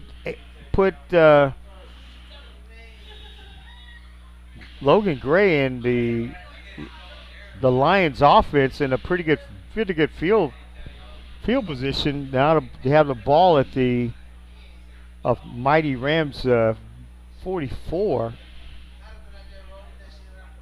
Double slots in the back and double back outside. Harris at the 40, he's so fast. down to close to good run down to about the 20, inside the 20-yard line.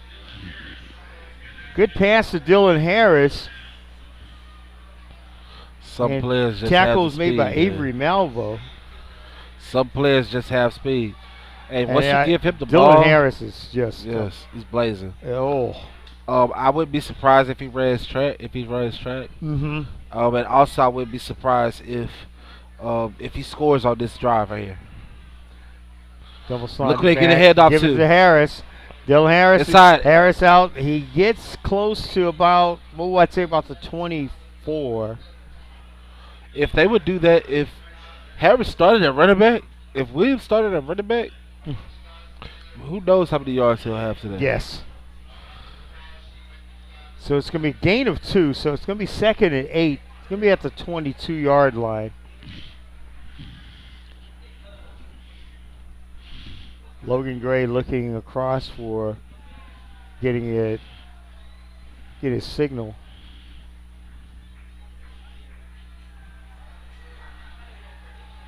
Again.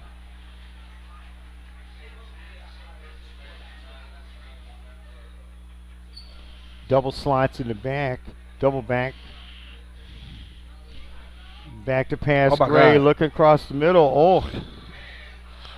Trying to get the ball to Evan Simeon.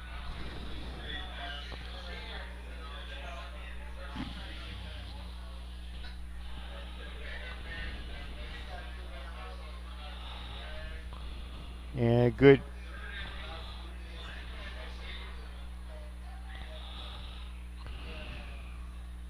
Hayden Living was on the play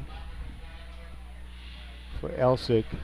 It's going to be 3rd and 8 from the 22. The mighty, Rams up 17 to 13, 9-10 in the third quarter. Gray getting up to the 20, down to about 15, 10-5, knocked out at the 1-yard line. Talk about a hit on the sideline. Whoa. Yeah, he felt that one. He felt that one for sure. He did. He felt that one. He felt that. Oh, there was a penalty flag, and what made it a good play by Gray, that was a holding penalty. And we have a player down. Hopefully the player's okay. That was a lick. That was a lick. I encourage you, man. Say your night. That was a great look. Great run by Logan Gray.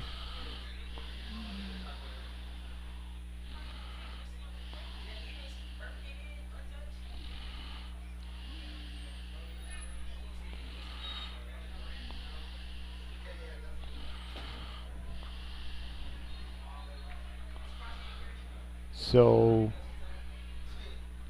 we're gonna get the injured player.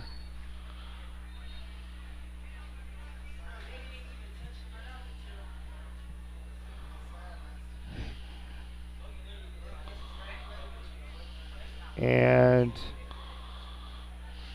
injured players up and about. Looks like Nick Congolo has come into quarterback.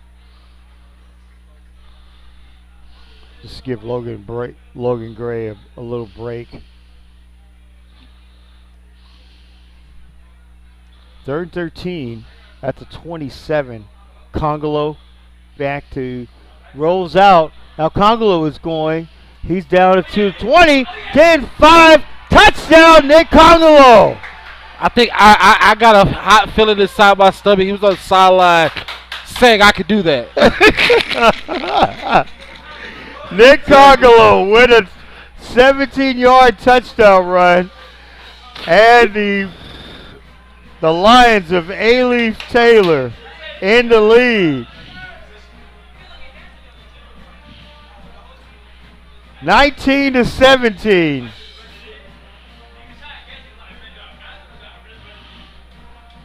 And extra point, they're going to go for 2. And the 2-point try is nullified. With 8:44 left in the third quarter to score, the A-Leaf Taylor Lions 19.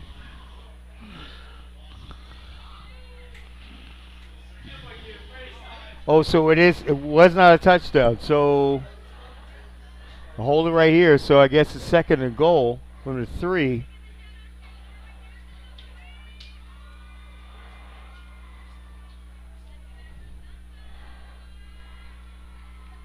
So correct me on that. So they're at 2nd and goal from the 3. And running at the outside. Stopped. Dylan Harris was stopped. So it's still 17-13. Looked like Nick Congolo had scored the touchdown earlier, but to no avail.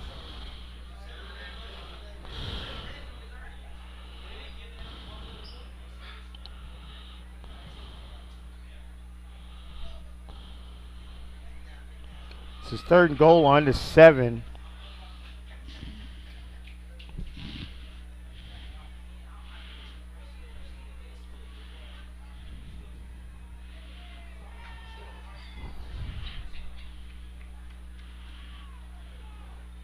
Double slot to the left. And that could be delay of game penalty against It's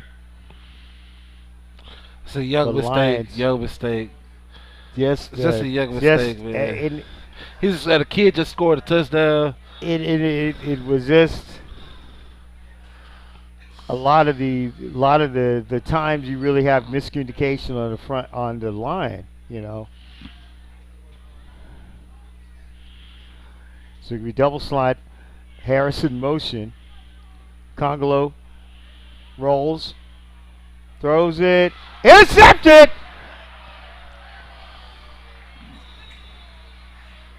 Congo goes to the ground, but intercepted. Tayron Hughes, the wide receiver and slash defensive back, steps in and really kills it. Was a really productive drive by the Lions, Touchdown didn't count. and it was we saw thought the touchdown was a touchdown, but it wasn't. Congo was out of bounds at the 5.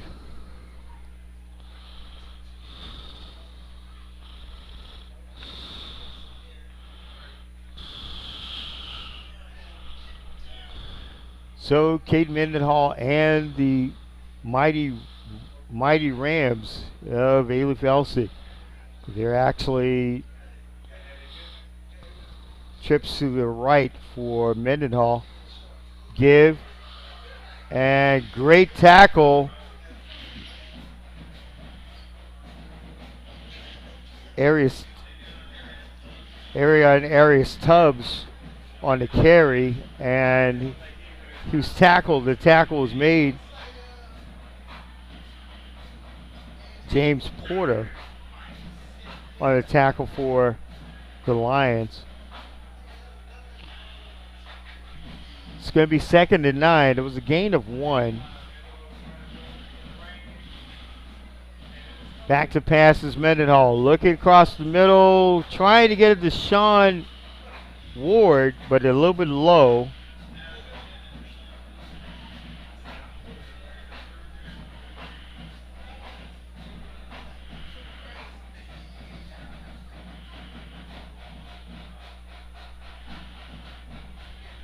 It's going to be 3rd and 9 from the 11.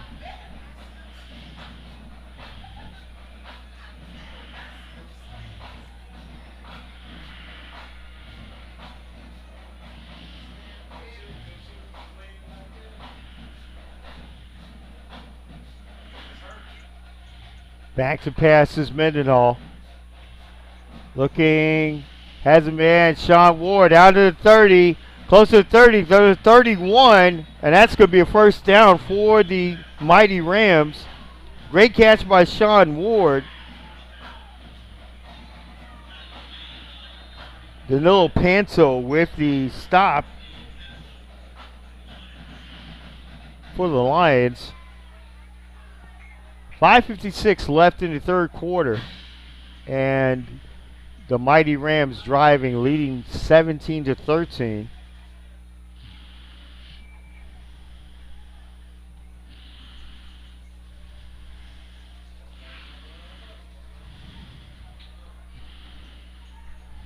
We'll update a few scores for you as well the next break.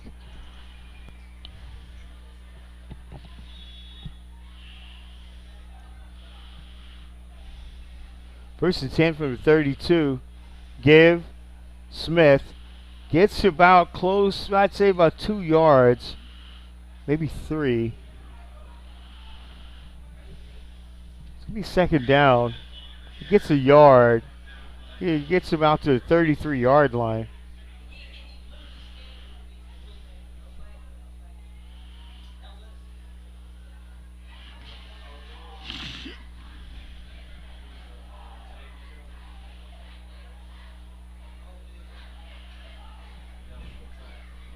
Second and 9 from the 33. And that's going to be the false start. It's going to be against the mighty Rams. That's going to set them back a few yards. and puts him right around the 28-yard line. So it's going to be second and 14. Mendenhall has single back, double slot to the right receiver in motion. Back to pass. Mendenhall looking, has it almost intercepted.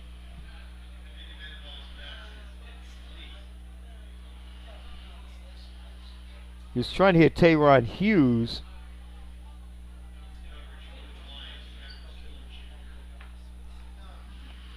Patrick Spiller Jr. with the coverage for the Lions. Third and 14 from the 28 for the mighty Rams.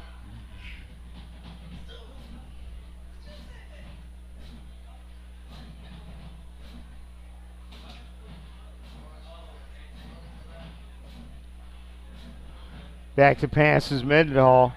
Look across the middle. Has a man right about the 37-yard line. Tayron Hughes with the catch, but it's not going to be enough for the first down.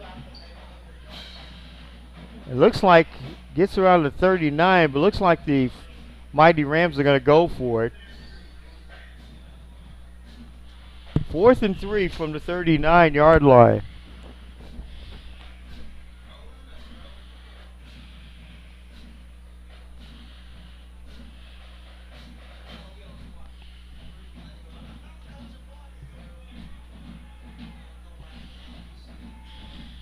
Back to pass, Mendenhall. Incomplete.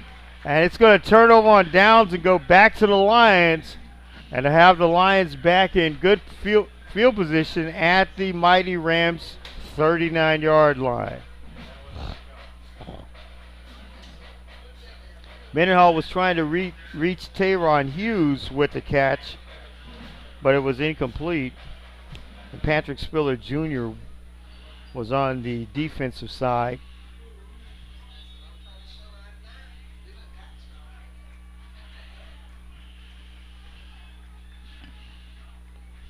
It's fourth quarter at the between Katy and May Creek. Katy's lead. Now a pass complete by Gray.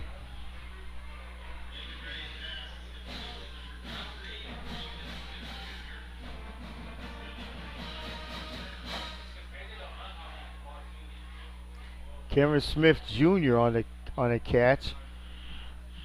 Gain of 11. It's 1st and 10 from the 25. Got it. Here's a pass. And it was incomplete. Trying to get it to Murphy Guidry.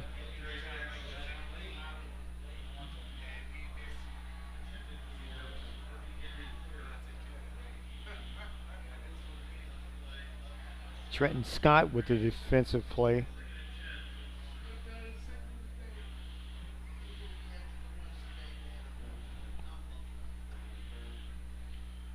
We'll get some more scores as well. Back to passes Gray. Gray running it. He slides to about close to the 21-yard line.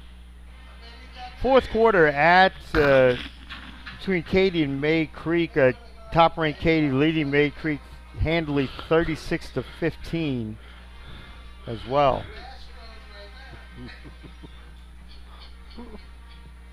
3:22 left, 3rd and 7 at the 22-yard line.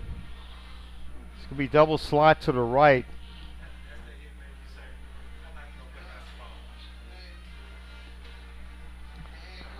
Back to passes Gray. Looking, has a man. No, he was trying to get it to Murphy Guidry. 4th and 7 from the 22.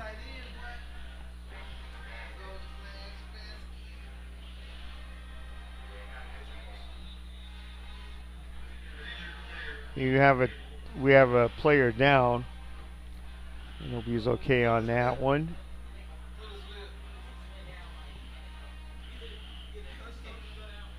Other scores tonight, like I said, Katie's leading May Creek, top ranked Katie, leading May Creek handily late in the fourth, 36-15. Also, the game of the evening is now in the third quarter, and North Shore leading Summer Creek 35-10. And that, also other scores, Yates leading Fur by a score of 38-13. And also, also, also a good one tonight, and it's really strange. It's a really close game. Westfield and Eisenhower. Eisenhower leading, trailing that one 7-3 as well. 3 minutes left in this one to see every the player getting up with Dylan Harris, and he's up and back to the sideline. 4th and 7.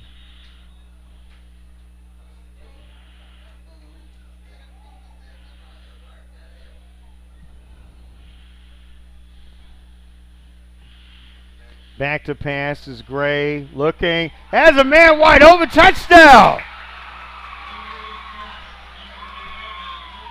Murphy Guidry Jr., a 18-yard touchdown pass from Logan Gray. And the A-Leaf Taylor Lions are back in the lead, 19-17, with the kick coming up, extra point coming up from Christian Rodon.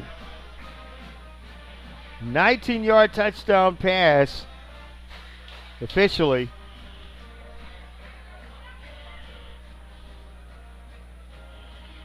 Are they going to, and it looks like they may be going for 2 instead of going to Rodon for the extra point.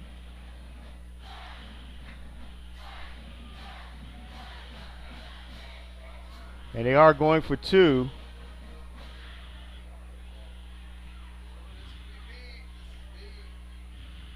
Gray running, got it. Logan Gray in, and now it is the 2-point conversion is made, but now the flag is on the play, and looks like they're going to try it again.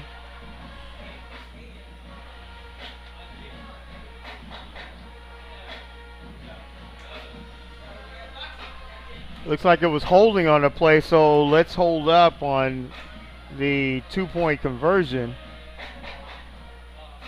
So they're going to actually now go to Christian Rodon to kick the extra point, since there was holding on that play.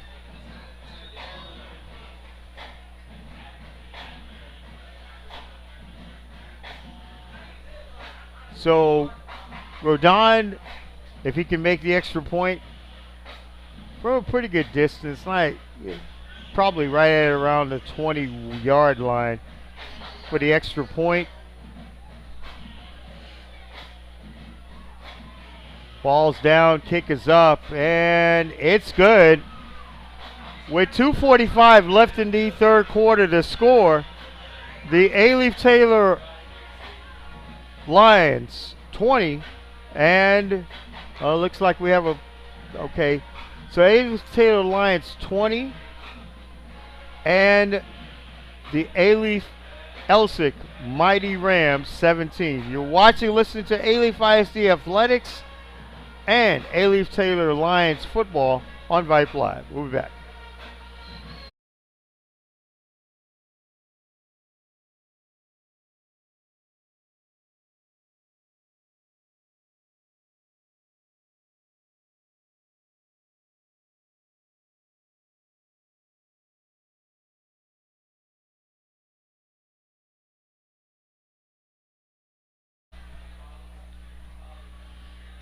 Welcome back to A-Leaf ISD's Crump Stadium in Houston, and I'm your truly sports vet Michael Lewis, along with Jarvis Johnson and also Sebastian Ben and JR on the camera, and the wonderful Skylar Gillespie back at the studio in Houston. It is 20-17. The A-Leaf Taylor Lions leading the A-Leaf Elsik Mighty Rams, and the kick by Rodon comes down. Ward at the 30, but this is going to come back. There's going to be a lot of two penalty flags on the field.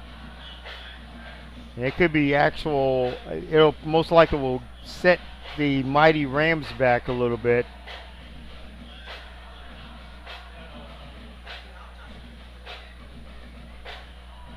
So it's going to set them back. Blocking and holding. That will be against the Mighty Rams. And a block in the back as well. So that's going to be first down. That'll give them first down right about the, I would say right about the 11-yard line.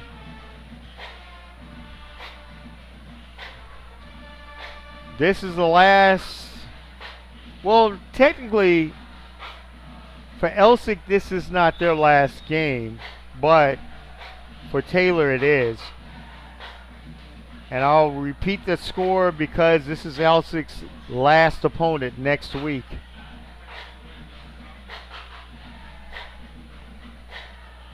Back to pass. Gets it out. And looks like he's got it out to Smith.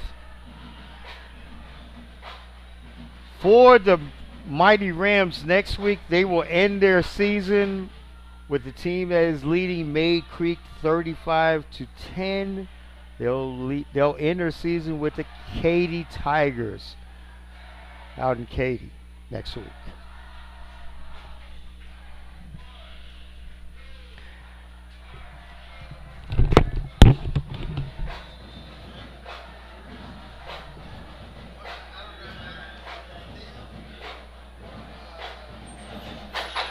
So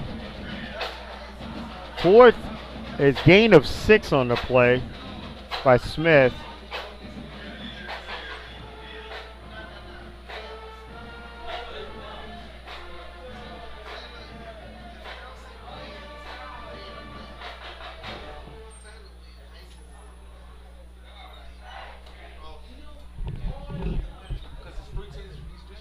So it's going to be first and 10 at the 31.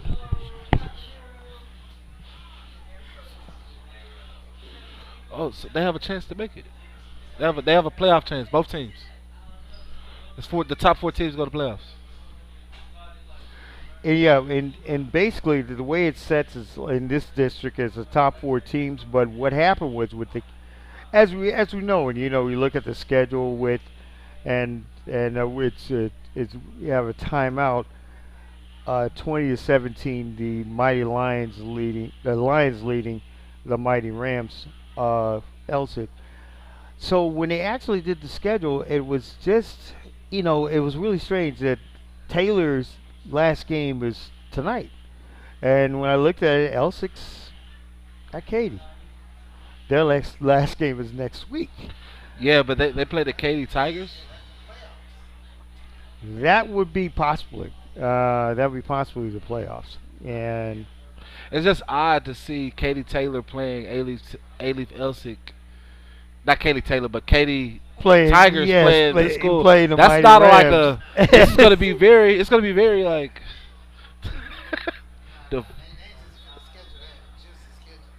No. And it might be, and like you said, it could be. I just saw it and popped up in. But it's very interesting. First and 10 from 31. Mendenhall back to pass, has a man, and looks like he made a catch. Jaden Thompson. Play.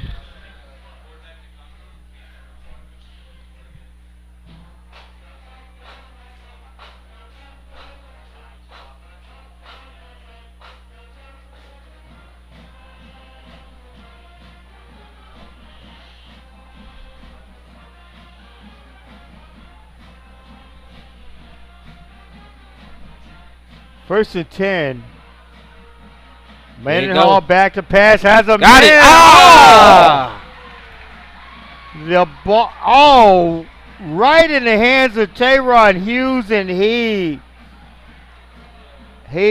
just it just slipped out of his hands.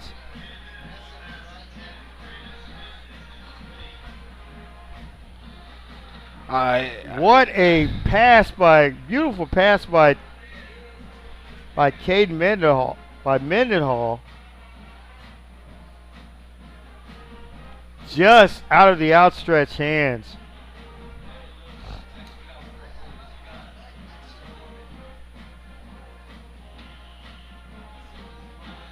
Yes.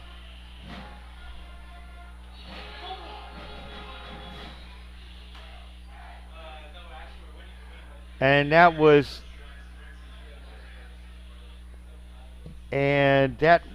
a run out to 3rd and 7.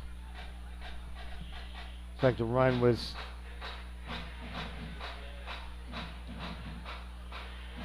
David Aris Tubbs.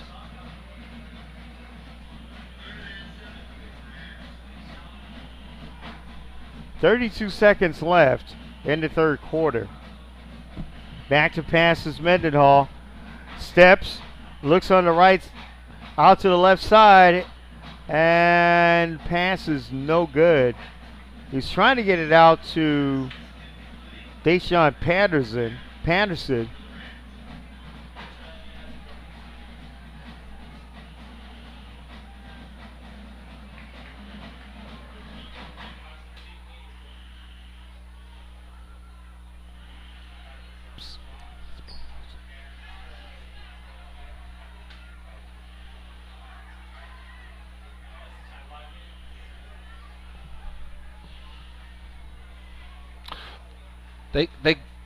They go 2, Katie.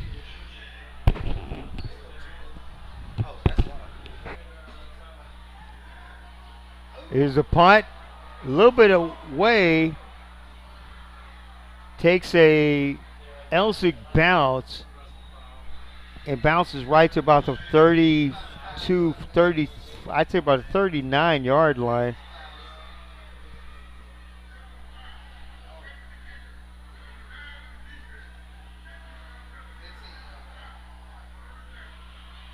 So looks like the Caden Mendenhall and the Elsik Mighty Rams are back on the field. There was a roughing a kicker,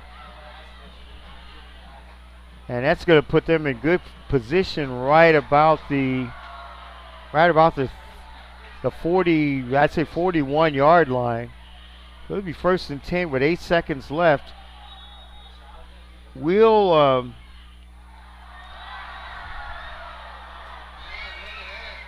So 8 seconds left as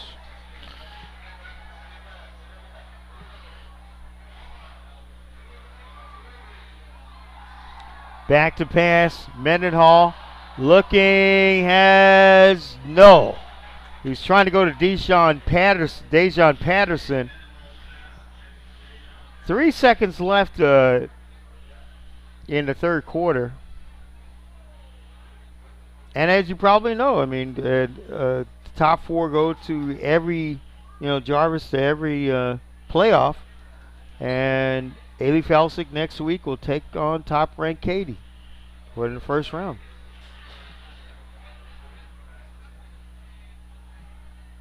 First round?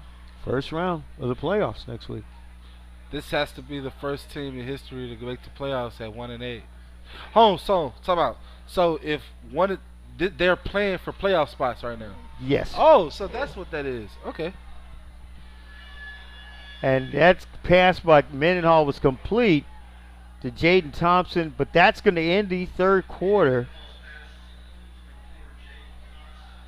That's going to end the third quarter. And we're headed to the fourth quarter with the score. The Ailey Taylor Lions 20, and the Elsik Mighty Rams 17. You're watching, listening to Alief ISD Athletics and Alief Taylor Lions football on Vype Live.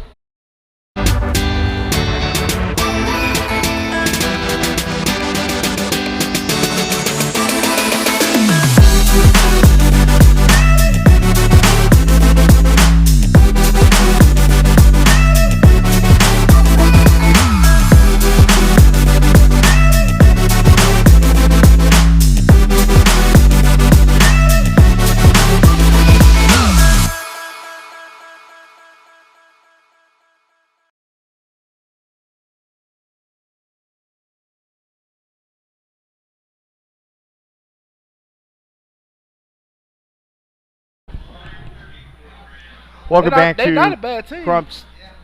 They Welcome back to probably, Crump Stadium I don't know. on the Alief ISD campus, sports campus complex. Michael Lewis along with Jarvis Johnson and Sebastian Bien and JR and Skylar Gillespie at the QA controls back at our studio. First and 10 for the mighty Rams of Alief Elsik. Down to the 10, down to about close to the 18-yard line.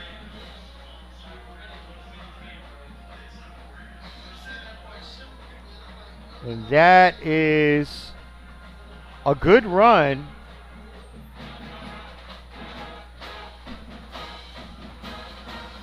Looks like Brandon Smith with the run.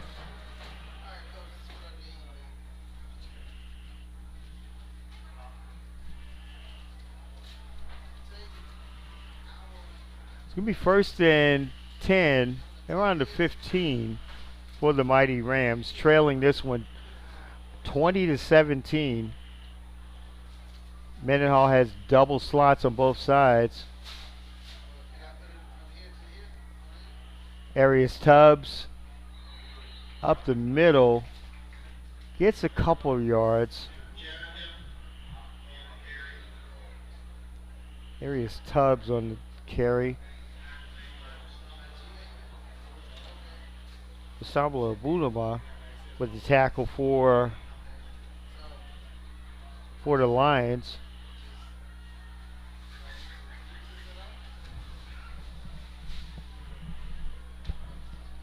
Mendenhall, pass. It is touchdown. A touchdown.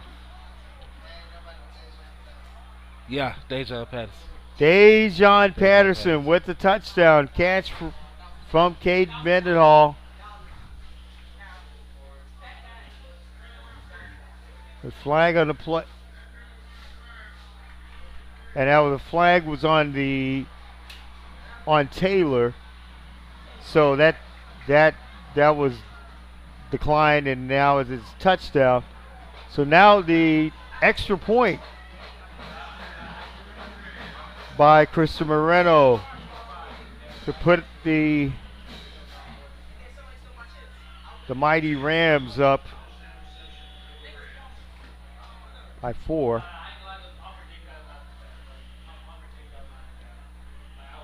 And the kick is up and it drills through. With 11:17 left in this one, the score, the Alief Elsik Mighty Rams 24 and the Alief Taylor Lions 20.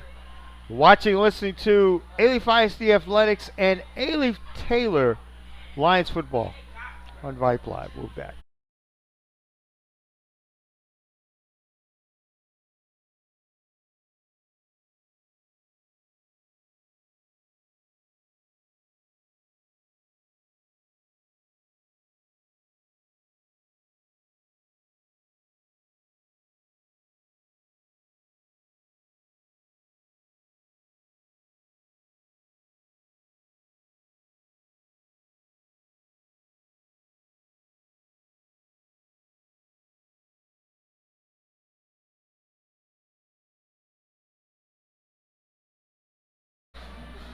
But you know what's crazy though? Oh, back at Crump Stadium in Alief ISD Sports Complex. Michael Lewis, the sports vet, along with Jarvis Johnson, along Sebastian Bean and JR on the camera. And also Tyler Gillespie back at our studio, our great QA. Yeah, Jarvis, we were just talking about that. Alief, the mighty Rams are in as Christopher Moreno kicks off here. And fair catch is made, but the mighty Rams lead this from 24-20. But we were talking about this next week. And now it's playoff weekend, but now you have the first time I've ever seen Katy play a team that's 1-9. And that's It's gonna. What's gonna happen is that they're gonna see that okay, team is 1-9, so it's obviously it's all about district play. Like yeah, it's all about district. You play who you play, and if the chips line up where you fall, because obviously they're playing for a spot to actually be in there, right? Mm-hmm. Quite frankly, with you, I'd rather see Hastings go to play. Yes, Katy. Yes, because we know they have they have the willpower, they have the skill, they have the skill set for it. They have the two running backs to go up there and play them with. But seeding, of course, a district play, you're gonna have to go with the better quarterback, and he's obviously Mendenhall is probably the best quarterback in the district. Yes, Dylan Harris with that run, 7 yards. There's a little bit no yards on the play.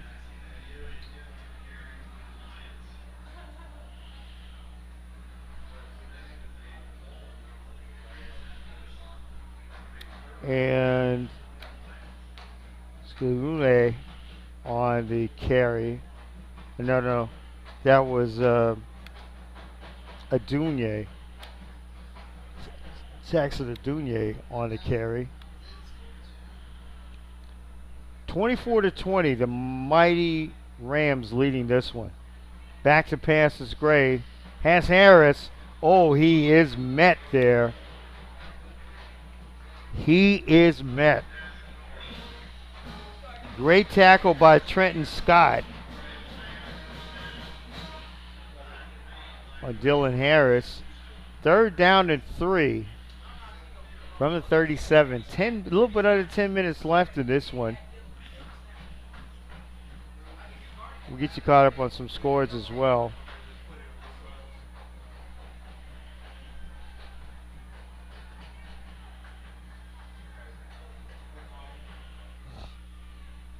Give up the middle. Because it may be a Donye.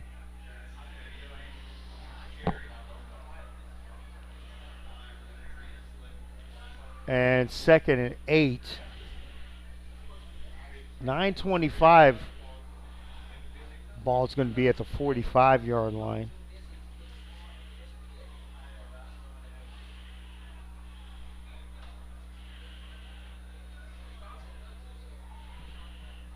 You have two finals. Katy has, speaking of Katy, they have defeated May Creek by a score of 36-15.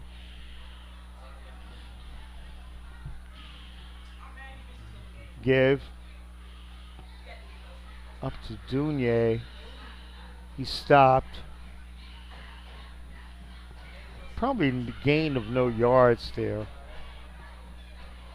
Also, it is the final out of GISD Stadium. That game is going final now. We'll give you the score on that in a minute. 3rd and 7 from the 46-yard line.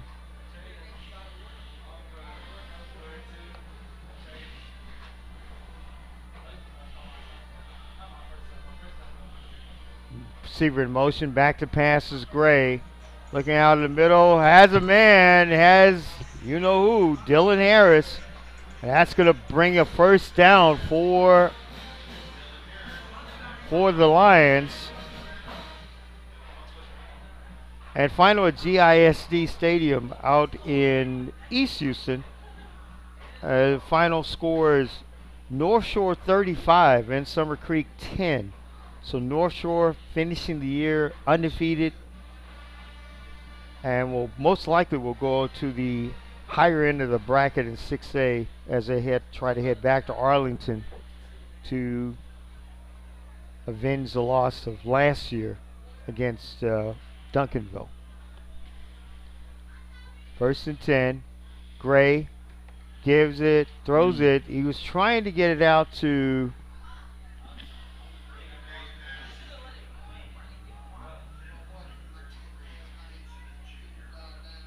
Kenya Smith Jr. Gray was up under a lot of pressure.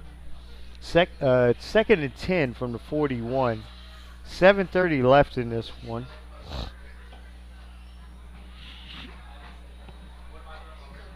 Well,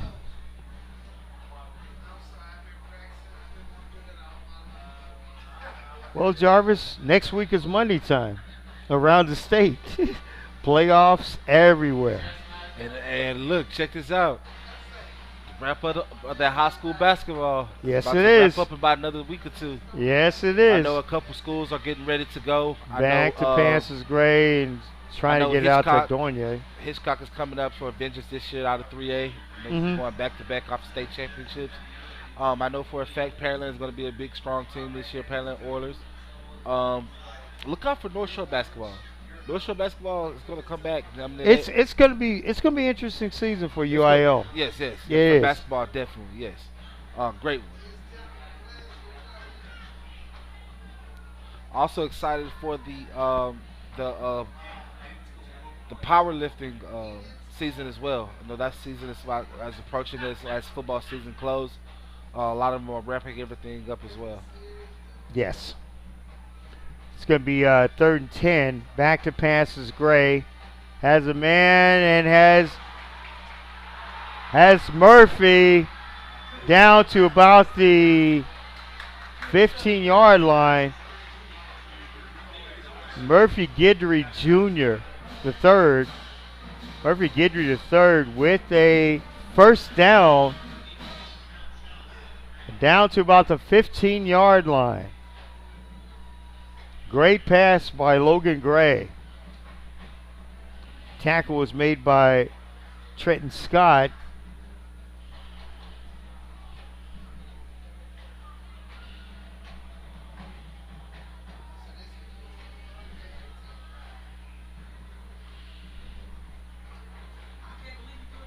It's going to be first and 10 from the 15. Give Adonye down to about the 8. Now probably to the 7-yard line. Jackson Adonye down to probably the 6, or I'd say about the 7-yard line. Second and 2.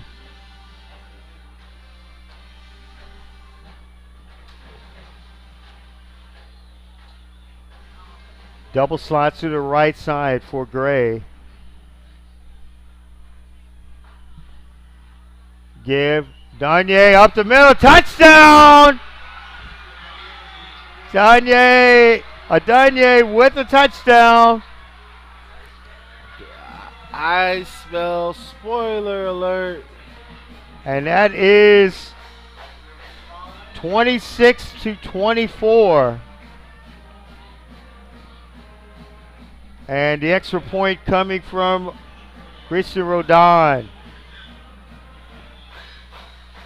The 7-yard touchdown run by Jackson Adonye. And now the extra point coming up by Christian Rodon to put the Lions up by 3. Kick up good. With 6:03 left in the fourth quarter, the score. The Alief Taylor Lions 27 and the Alief Elsik Fighting Rams Mighty Rams 24. Listening and watching Alief ISD Athletics and Alief Taylor Lions football on Vype Live. We're back.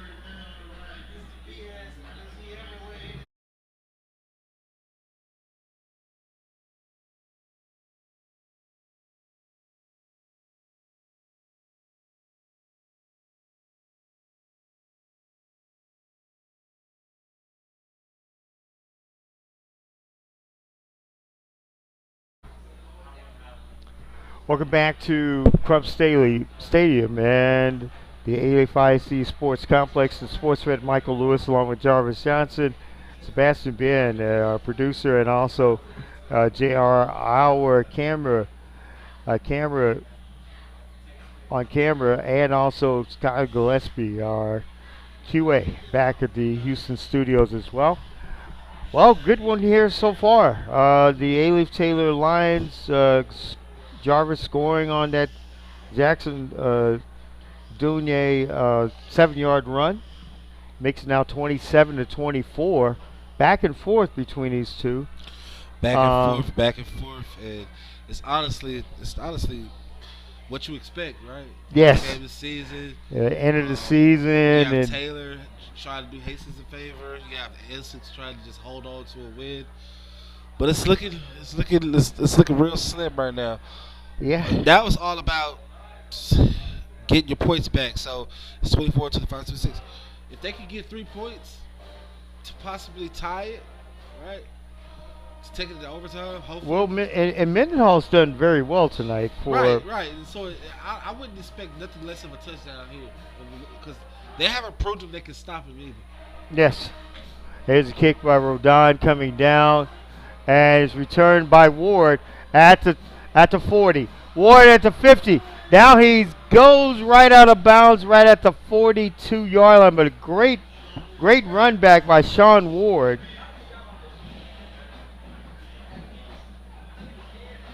And brings it out to about first and 10. So brings about close to around the 43-yard line. 5:57 left in this one. Very good 26A match between A-Leaf Elsik and A-Leaf Taylor.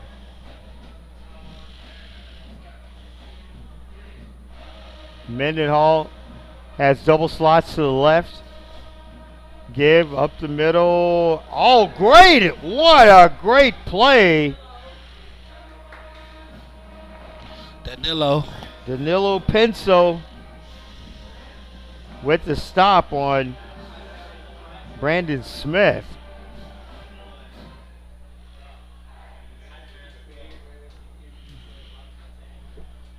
It's going to be 2nd and 12. Loss of 2 on the play.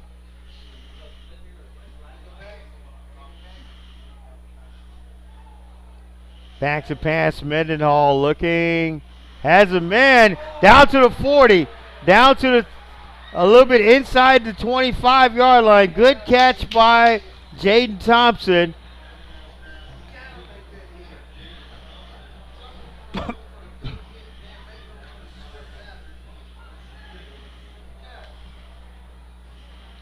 Quincy Kibble with the tackle, but not until they get the Mighty Rams get a first down. It's going to be 1st and 10 at the 24. Good pass by Caden Mendenhall.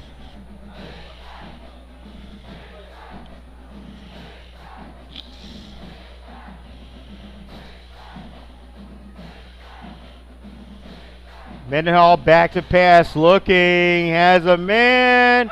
Sean Ward with a touchdown. What a catch by Sean Ward. Beautiful touchdown pass. Proved right there. There he goes. Probably the best quarterback in the district. There you go. I can tell you, that was a razor sharp pass by Mendenhall to Sean Ward. And guess what, ladies and gentlemen? He's only a junior. So guess what? You're going to see it again next year. You will see Caden Mendenhall. Beautiful pass.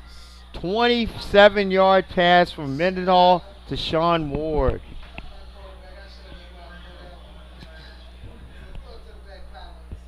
The kick by Moreno is up and good. A wild one here with 4:45 left in this one. The score. The A-Leaf Elsik Mighty Rams 30 and the A-Leaf Taylor Lions 27. You're watching and listening to A-Leaf ISD Athletics and A-Leaf Taylor Lions football on Vype Live. We're back.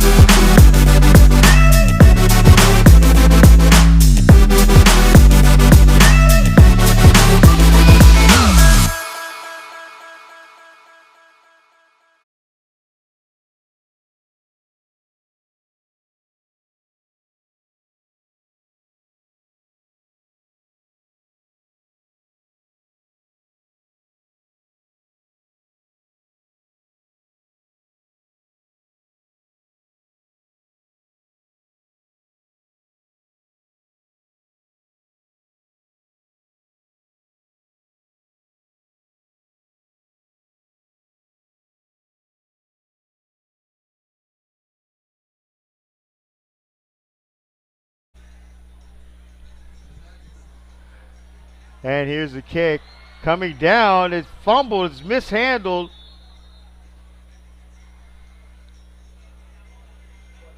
Chris Moreno's kick coming down, it was mishandled. Back here at Crump Stadium in Houston, the sportsman Michael Lewis along with Jarvis Johnson, also Sebastian Ben and JR on the camera, and also Skylar Gillespie, our great QA back at the Houston studio as well. Well, this is a barn burner, 4:44 left in this one, but it's all back and forth, and it could be, what, Jarvis, maybe 37 wins this game? Yeah. And it's the biggest thing about the game as well is that they're, like I said, they're going back and forth. Kind of knew it was going to start like this at the beginning of the game. Let's see if A-Leaf Taylor can pull off the upset. Yeah. Let's see if they can score the end zone too. They haven't been stopped in the second half at all. Just like the second half was what, 17-14? Yes. So it's been a back and forth ball game. So let's see if Taylor can put it close to this. Historically, Taylor has always been the better school. Historically. Yeah. Historically. With football, basketball, they've always have been the better school. They have been. So, they have been. Let's see if it's a new sheriff in town, I guess. Yes.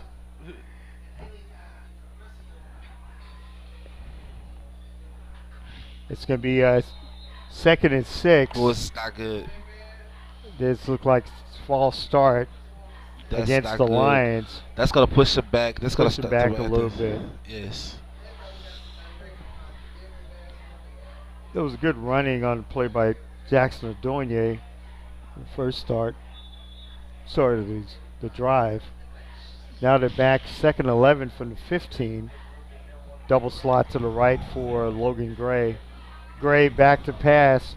Looking on the right, looking outside, going for Murphy again. Murphy Guidry, but the pass was short. We have a flag on the play. Tom Stock.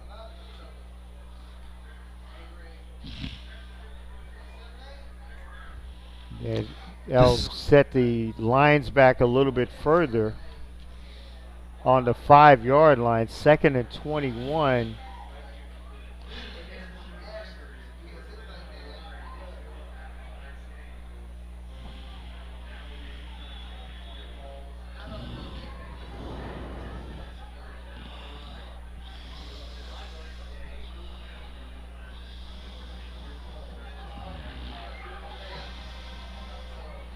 It's going to be 2nd and 21. 3:50 left in this one.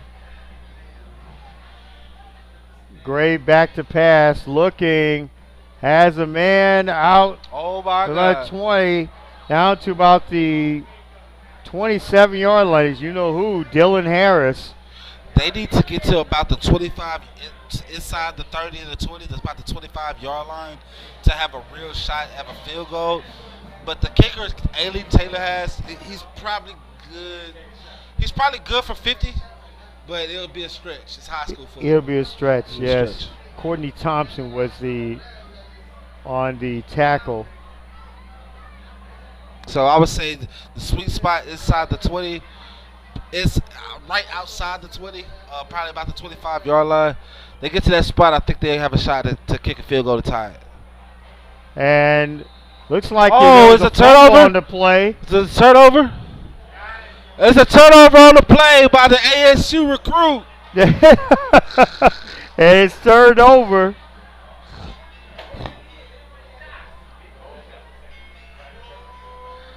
Looks like Hastings won't be making the playoffs at all. Yeah, I guess not. Only thing you have to do now is, coach, get about 2 first downs and knee it out. And Next that's game, that's ball that's game. pretty much it. And Let's go play Katy 3:23 next left. week. The Mighty Rams can actually cash in on this turnover. You're talking about most likely you're talking about a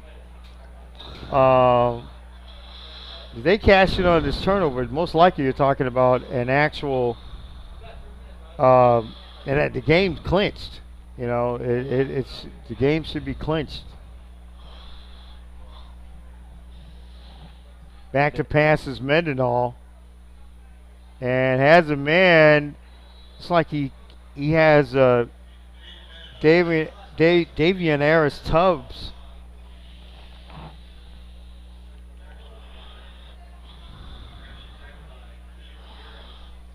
Christopher Fieros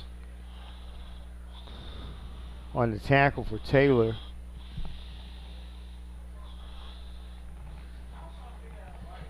Okay, go ahead and expect for a lot of seniors to get rotated in around this time as well. Yeah, To get there, especially in the backup line. yeah, man, the backup line. Yeah. yeah. Backup D line with backup linebackers.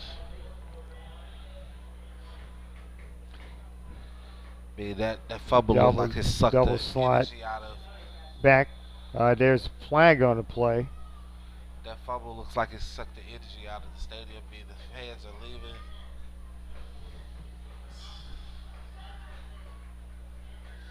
And I don't want Ailey Taylor to get down on themselves, man. They had a great season. They had a great, and you have some very good young players coming back. So some of their nucleus is going to come back, and I think you're going to have a pretty good team next year for the Lions. Yes, and to the Hastings Bears as well. They played a great season. Mm-hmm. It's seasons where I didn't see them even coming down and winning any games, but they came in and showed everyone. Mendenhall swings Hold out, on. but he's tackled. How many timeouts does Taylor has? Looks like I think he's sacked back. It's 2nd and 9 from the 27. It looks like Coach called It's gonna- timeout. Taylor's called a timeout. It's 30-27. The Mighty Rams of Elsik leading this one. Well, as we get down, Jarvis, as we get down to playoff football next week, and you know what the UIL is going to start to look at the brackets, and Well, it's expect some walkthroughs in the first round. You won't see no top 10 matchup in that first round. no, it's going to be a lot of one tune-ups. seeds playing 4 seeds. It's I'm going to be a still- bunch of. And you know what? I'm still leaning toward the top seeds in this area going up to Dallas. I could see a lot of other teams. Tascasita, North Shore, Katy. It's going to be pretty interesting. Yeah, I'm excited to see Duncanville and North Shore if those are the last 2 teams. Yes. Back to passes, Mendenhall Mendenhall gonna back get in it? First down? action. Yeah, that's taking it. Oh, no, And it's that pass to Sean Ward looks like it could be no good. It's No good. It's incomplete. It's 4th down. So that's going to be 4th and 14.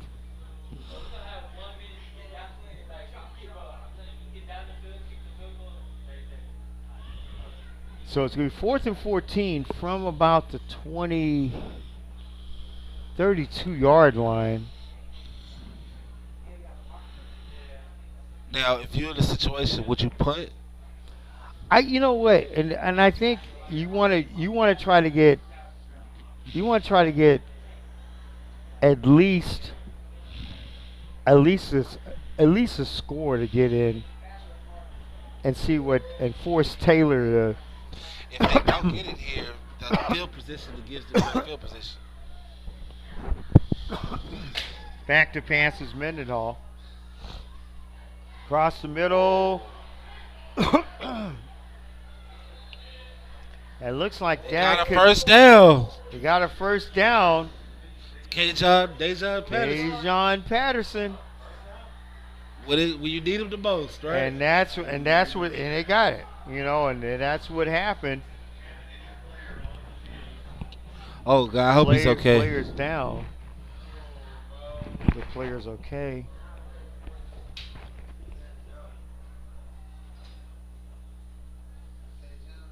Yeah.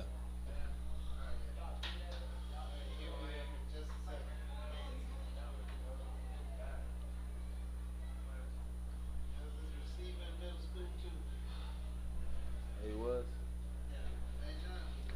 Let's we well hopefully the player is down. He has to. Hopefully the player is okay. He has Um,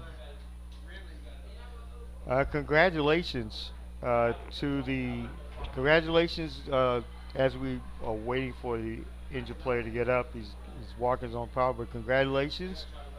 The Yates Lions have now clinched the playoffs as well. They defeated Fur tonight by a score of 52 to 31. to. Good And game. that was Good over game. at Barnett Stadium. It's a great night for football, man. Great night for football. And next week, it's playoff. It's Monday, as they call it in Texas during high school football. It's Monday time. And 2 minutes, a little bit on 2 minutes left. Gonna run it up to Tubbs, Arius Tubbs. As you walk out here, you think now the Elsik Mighty Rams, if they hold on to win this one, head on now to play top-ranked Katy. Well, they got a lot. They got a lot in front of them. They got a lot in front of them. They got a lot in front of them. But it's an opportunity. It's an opportunity. It's an opportunity for Kane to Yes, show that hey, I belong. I can play with the big boys. yes, I'm going to show a it'd be lot good. of. It's going to show a lot of. It's going to show. It's going to slap some reality. I know. I remember when I was in high school. I played North Shore when they was just starting to Hmm. get us a foot, and it was a.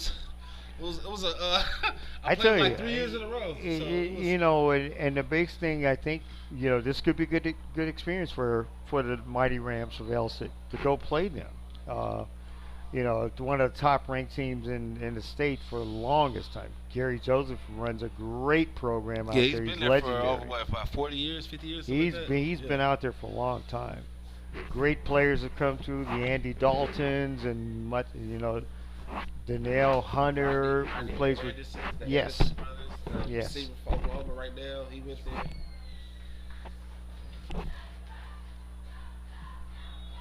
2 minutes left in this one. 2nd and 8 from the 15. Receiver in motion. Give. Arius Tubbs. On a tackle.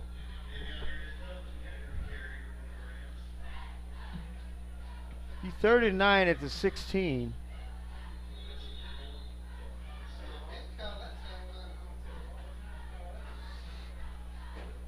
Yeah, he ain't gonna. I don't see him. Oh, 1 minute 45 seconds left.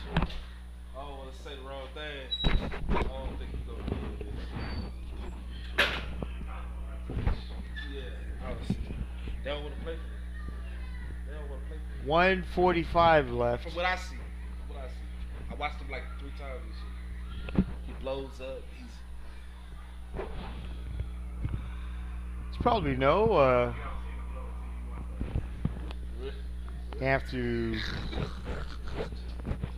see where the brackets are. Brackets most likely will come out on Monday or Tuesday of next week, because most likely Monday, Veterans Day. One salute to the veterans as well. Veterans Day is Monday. A lot of kids out of school. And we greatly appreciate your service. Back give on the outside. Looks like it's to Smith, and he's right about the inside the 5. It's first down. They could just D it out. That's game. First down and first and goal at the 5.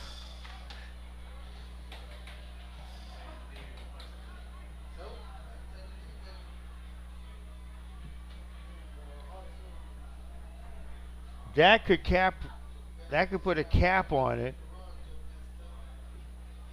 And looks like there's a timeout. Big games tomorrow that you're interested in as far as college is concerned. Jarvis, we got some big games tomorrow. Colorado and Texas Tech. Colorado, Make sure Texas you guys Tech. tune in. Yes, It's going to be a good one. That'll be a good one on Fox tomorrow. Then we have Texas and Florida. That Texas should be a and good Florida. one. That's going to be a good one. Good one in the swamp. And we have the big one in Death Valley. Oh yes, that's gonna be a really good one. That's the one tomorrow night, and I think that was gonna be a big one. A lot of experts are calling that one the very first college playoff eliminator, because both teams have two losses. It's gonna be very, very hard for them to get inside of it with 2 losses. I'm three gonna losses. I'm gonna be honest with you. I'm as an alum and one of our local reporters. He's an alum there.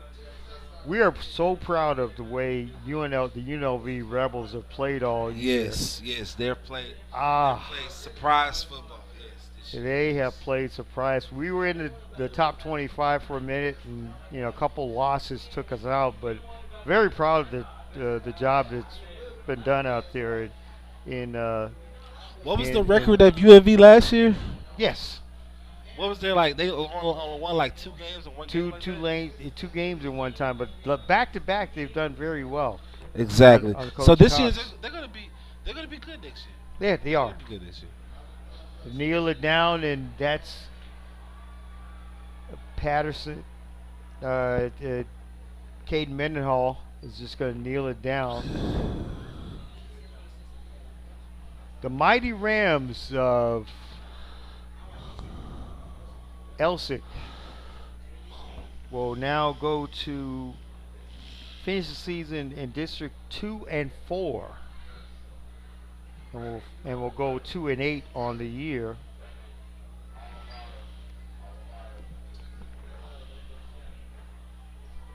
And Caden Mendenhall to most likely to kneel this one again as well.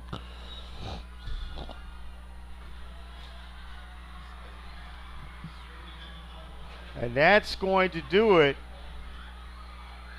The Elsik Mighty Rams have defeated the Taylor Lions by a score of 30-27. Taylor finishes the season at 1-9, and Elsik, the Rams, finished their district season at 2-4. Taylor finishes at 0-6. Again, the final score from Crump Stadium tonight: the Elsik Mighty Rams 30 and the Taylor Lions 27. Thank you very much for joining us from Crump Stadium Sports Complex in Houston.